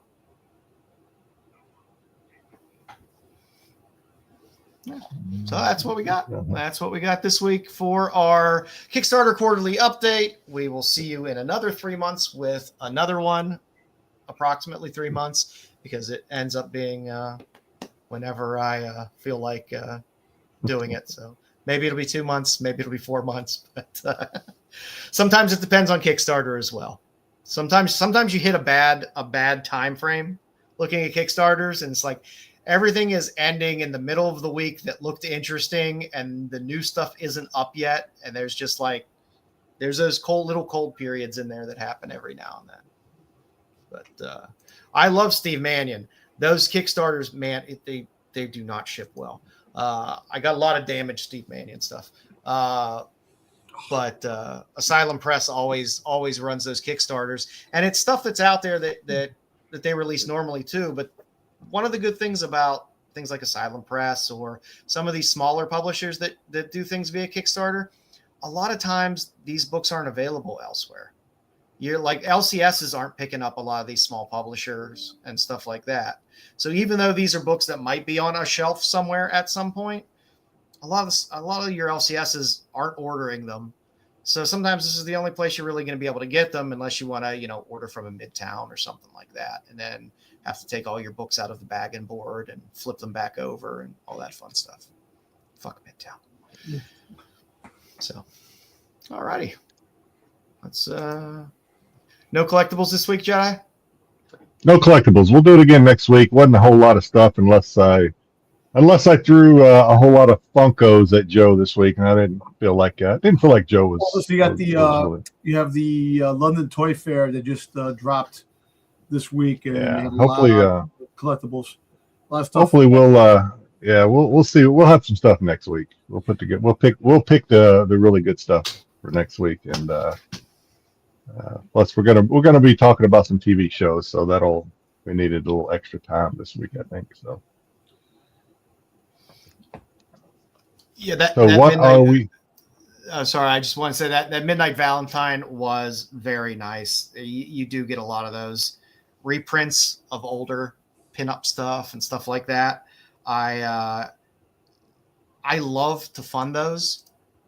It's been over a year and a half now, and I'm still waiting for my Archie facsimiles that I funded. So sometimes some of these publishers I worry about sometimes, but there is some good stuff out there. So sorry. So what are we reading this week, Dom? Nothing. Did you read anything? Nothing this week. That's all right. That's all right. Jedi. You always got So this week I read. I'm continuing on with it's Still a going with Evil 4-issue.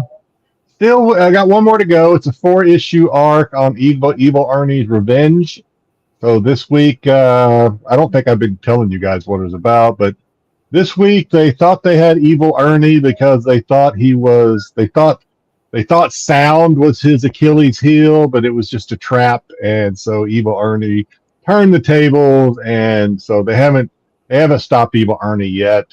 We'll see what happens in the final issue of the arc next week. So anyway, Catacomb Torment number 4, which is just basically an anthology of horror stories, short horror stories.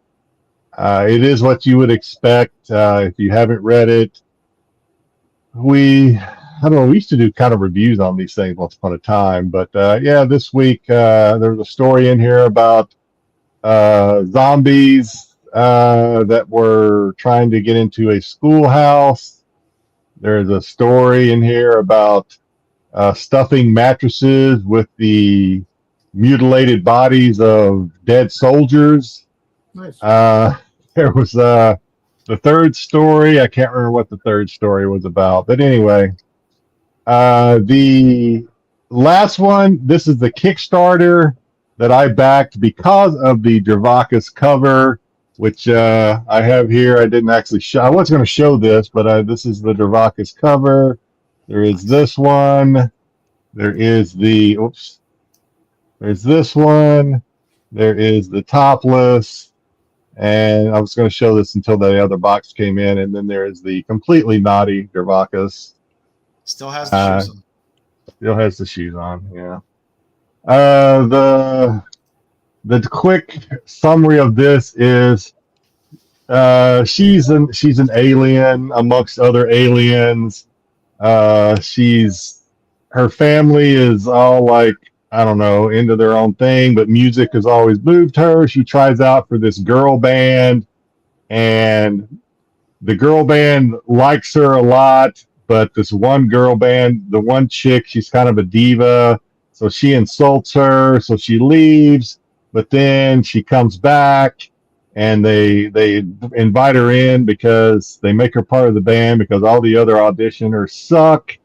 And she finds out her boyfriend cheats on her anyway, so she comes back and she joins the band, only to find out that because she got nowhere else to go or something, only to find out that the manager had arranged for the girl that the boyfriend cheated on her with to do that so that she would come back to the band because there's some big sinister plan at work that they needed her to come back to the band.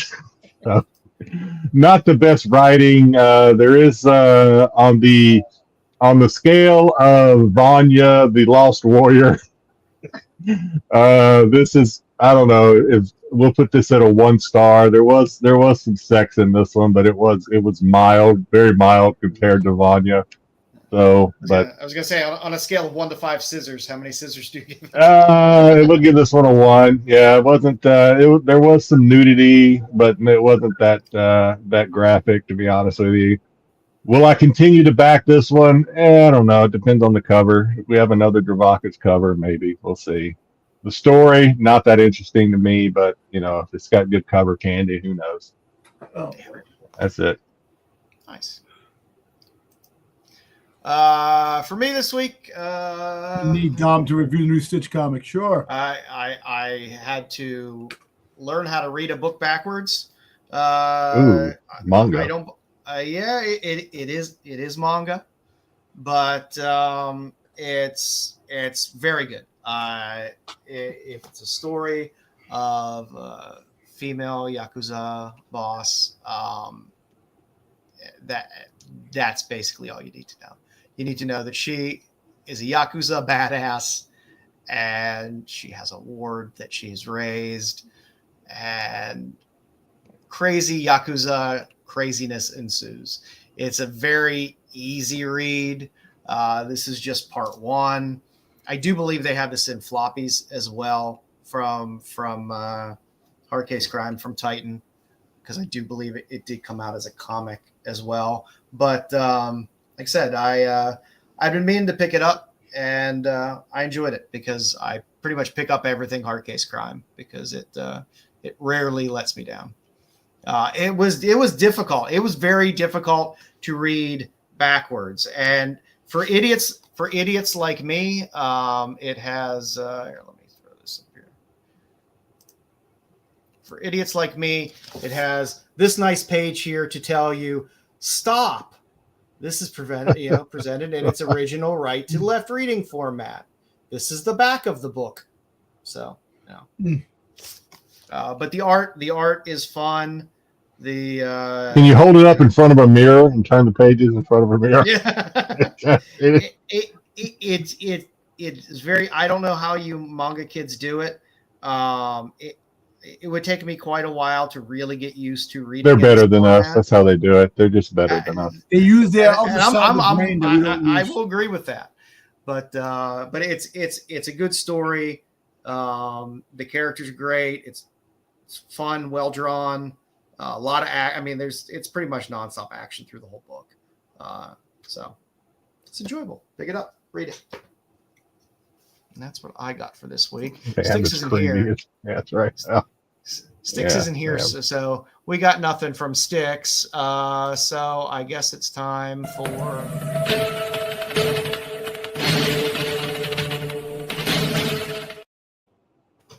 my to-be recommendation for the week. This week, this is an oldie but goodie. I'm sure you've seen it, but it might have been a handful of years since you've seen it. I highly recommend just watching just one of the guys.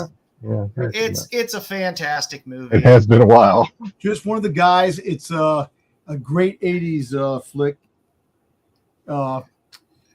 Just watch it just for the line. It's okay. He has tits. Yes, you know what makes you laugh? You know what makes you laugh when the brother answers the phone and he starts insulting. Oh, he's hilarious. Mom says hello. It's hilarious. And you got young Sherilyn Fenn in it as well. Oh, yeah.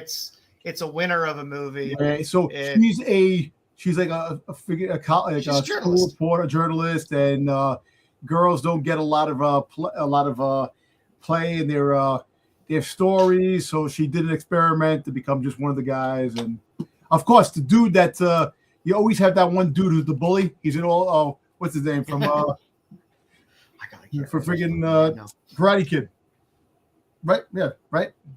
The blonde kid. Is Johnny in this? Johnny? Is it Johnny? I don't know. Well, basically, I can't remember because I know that you had that the blonde kid that was in that movie. He was in a couple of the movies. Always the bully. It's anyway. It's a winner of a movie. They don't. I don't think they make movies like this anymore. And they can't.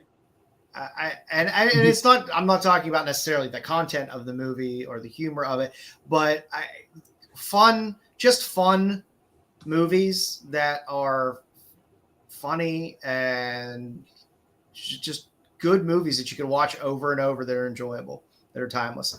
I can't think of the last movie like that came out where I was like, oh, I could watch this over and over and I'll probably laugh at it probably every time. I mean, I did enjoy Superbad, but that was a long time ago. There hasn't been much since. So that's what I got for my recommendation this week. Jedi is going to fill us in on the beauty since he has watched. Yes. Oh, finally, I'm right. You see, Dom is correct. I finally am right with something. Yeah. Hey, yep. So I watched episodes 1 through 3 on FX. It dropped. So a couple of weeks ago, I forget exactly when we were talking about this, and I was wondering what they were going to do with this. And because based on the trailers that we had seen, it didn't really make sense to me based on what we had seen with Ashton holding up the needles and like because at the beginning of issue number 1 of the Image run, they had, it was a sexually transmitted disease that would make you beautiful, and would create this basically this inner time bomb that would make you spontaneously combust at some point. They didn't know exactly when, but people started. The first one was on a subway train. You just blow up, but prior to that, there had been like a lot of hate crimes against people that had the beauty, that had contracted this sexually transmitted disease that made them beautiful. So there was two sides to this. There was the beauty, and there was the people, the anti-beauty. So there was a division of the crime of, I don't know if it was federal. I guess it was federal. They'd formed this crime division to focus on these hate crimes against people that had the beauty and the crimes against them. Okay, so we said all that. So I was wondering if this was going to kind of be a prequel to issue 1 of the Image comic books. And I think, based on watching episodes 1 through 3, that at least for now, that's kind of what we have, because we're kind of seeing the origin of the beauty disease, if you will, explained to us. In that it started off as a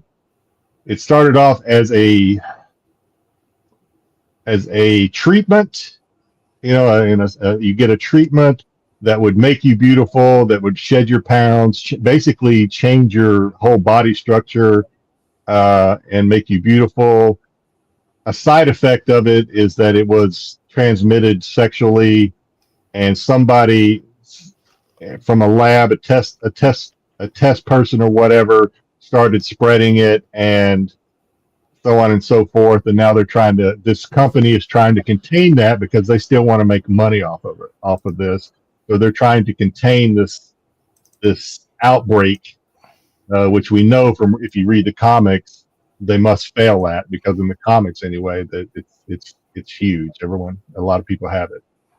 So I think what we're seeing in the FX series is a prequel to the comic book, at least the Image comic book. Who is this? What are we looking at? Kelly Osbourne. Oh, Kelly Osbourne. Okay.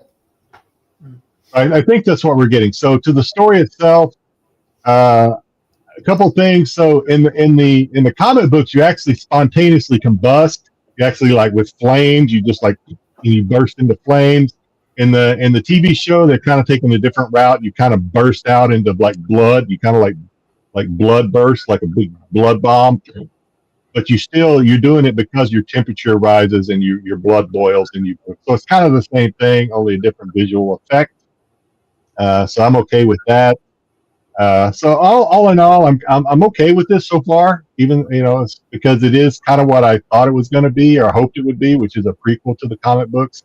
So it hasn't really interfered yet with the comic book. I think they've introduced the main 2 characters of the comic books, which are the 2 characters, or the 2 policemen or federal agents that are focused on in the comic book, at least the early arc of the comic book, that are the 2 policemen of the federal hate crime division against beauty people or whatever. So I'm okay with it. It's listed as a horror or a thriller horror. I don't know about a horror. I don't know if it's that scary. It is gory. It does have some gore, but I don't know if it's really that scary. So I don't know about a horror movie, but it is. I'm liking it. Joe, did you watch any of it? I'm liking it. I'm going to keep watching it. I was going to watch it this weekend, since I'll be probably snowed in and I'll need something to watch. I'm with JJ on this. The Ryan Murphy part of it has me a bit at arm's length, because Ryan Murphy just doesn't do it for me. I like the first. Who's Ryan? See, I don't know these names. I know Ashton Kutcher. Who's Ryan Murphy? Who's Ryan? He did the first. He did the American Horror Story. Okay. Hey, you do get a little bit of an American Horror Story vibe, but to me, that's not huge. A little bit to me, but not a lot. and I enjoyed American Horror Story the first season, and maybe one season after that. Maybe Coven was okay, The Circus was okay, but then after that, it became an absolute shit show of a show. And then he also produces that 911 show on Fox, which is an absolute fucking clusterfuck of a show. Ryan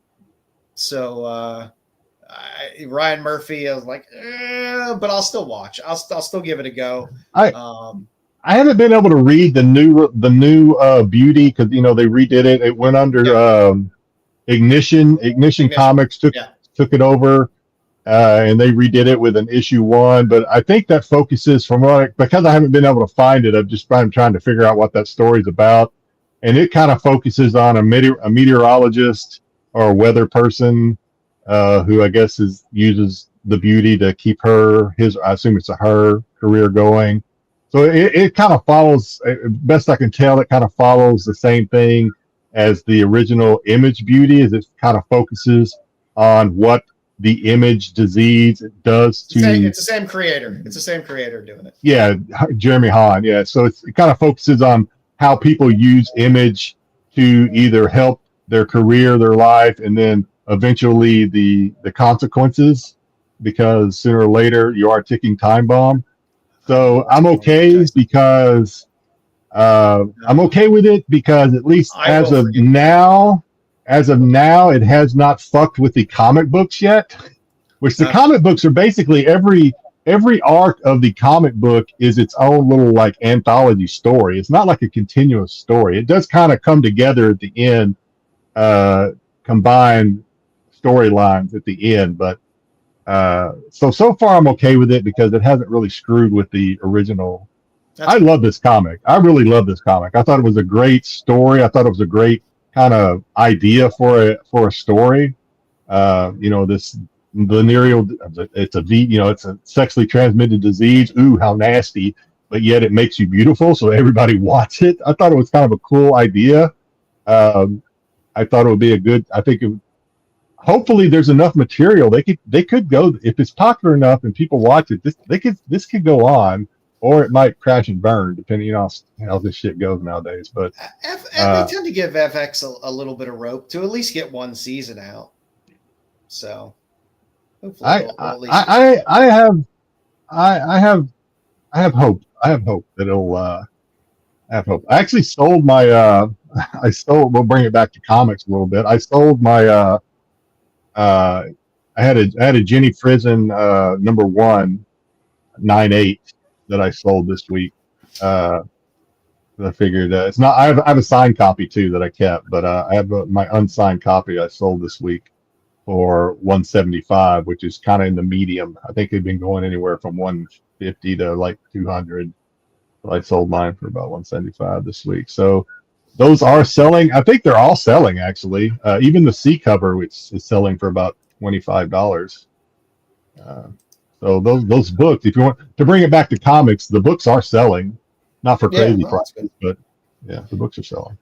I mean, a lot of these little indie properties, they bring it to the forefront a little. Like I was surprised Revival didn't do better because the series was fun. I was happy with what they did with the series. For the most part, in terms of taking a little fun indie property and bring it, but it didn't really move those books that much outside of a couple weeks.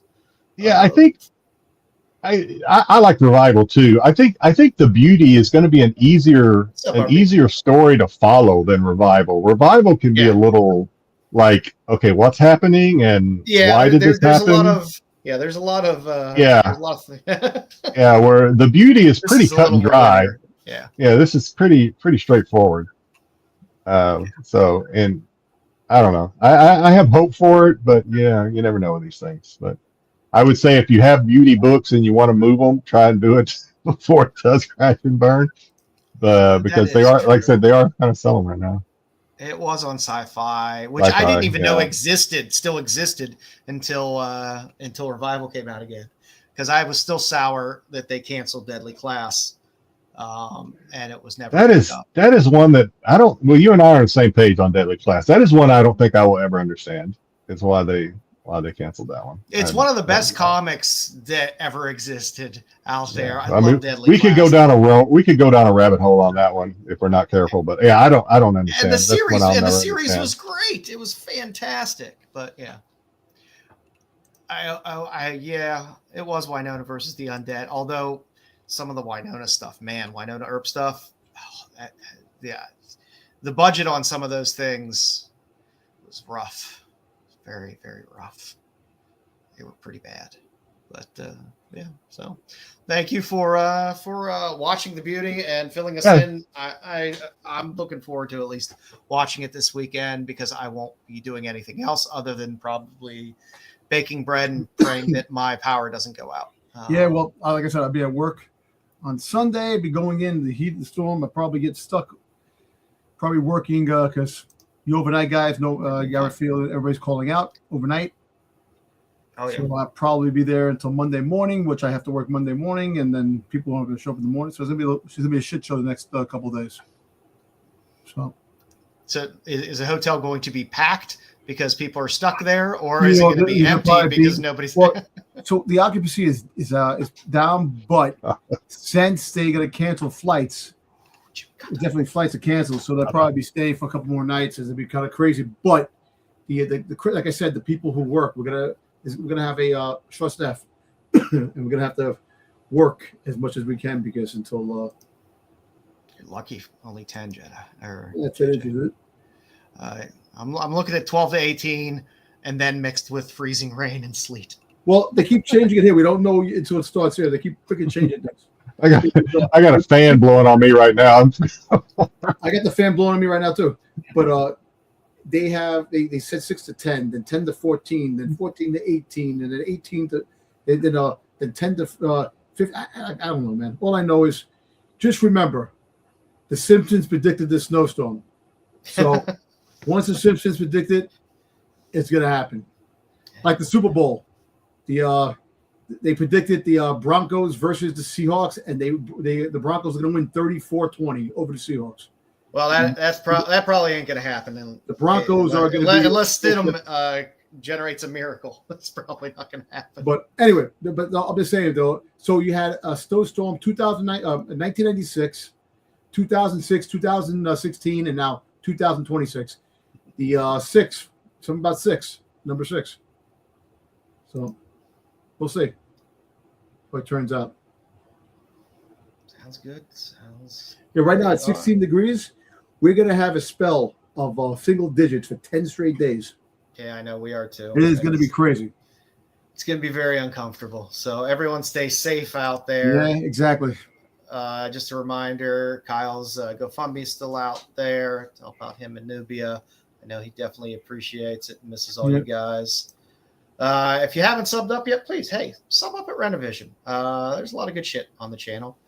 Sub up at Kingdom of Nerds, where Bruce has a lot of shit going on, from DCU shows to the Sunday comic show that we do on the other comic show, this Friday night show. He's all over the place. Attack as well. He's all over the place.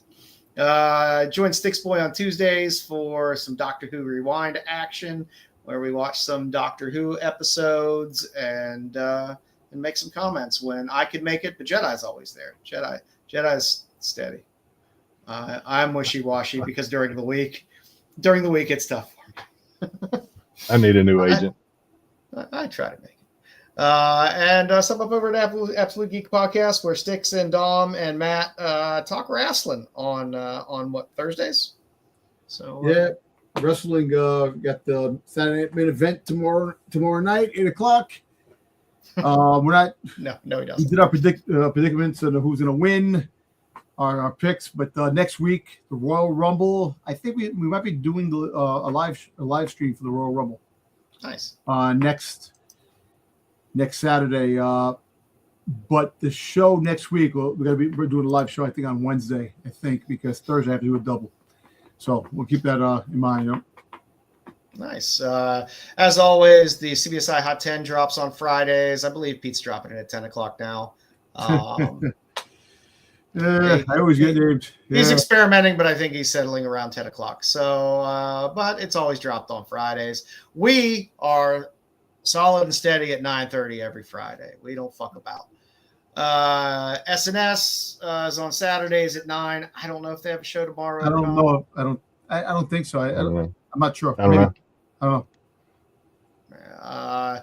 On Sunday, as always, you can catch all your Star Wars news on Tales from the Dark Side. No Dom this week because he is working, but JJ and Wayseeker and Marco and Wookie will fill you in on all the craziness that's going on in the world of Star Wars now that Kathleen is... I stepped down. Filoni's in. Got the new mall trailer dropped. Oh my God, there's just so much to talk about. Yeah, this is really good, man. Hey, the mall trailer looks freaking hot, man. It looked good. Yeah, I'm not gonna beat them up. And as always, on Wednesdays, you can catch the totally awesome, coolest show, the TAC Show, with Bruce and Dub and Marco and whoever else decides to show up. Talks all their comic talk for the week. So hope you all stay safe and dry out there and warm. This storm is going from Texas to Maine, basically. Hey, so remember, pay your shovelers that are going to shovel the snow. They get $20 an hour, hot cocoa, and if you're a hot MILF, maybe give them a little muff. You know what I'm saying? I don't have anyone shoveling my snow except for myself, so I'm fucked. Well, so, listen, a lot of people can't do it. You know, they can't. I can't do it with my screwed up back, but I have to. Do you have a snowblower? Hell no, I don't have a snowblower. Should buy one. I don't have a paved driveway.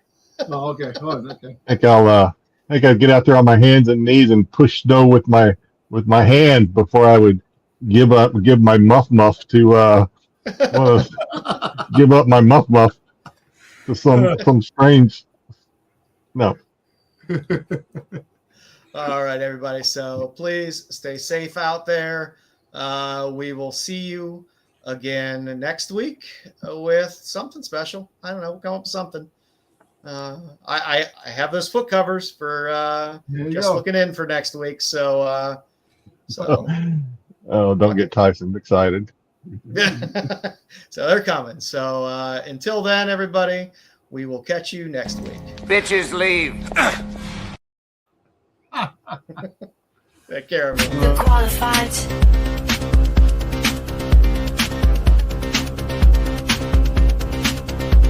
The qualified.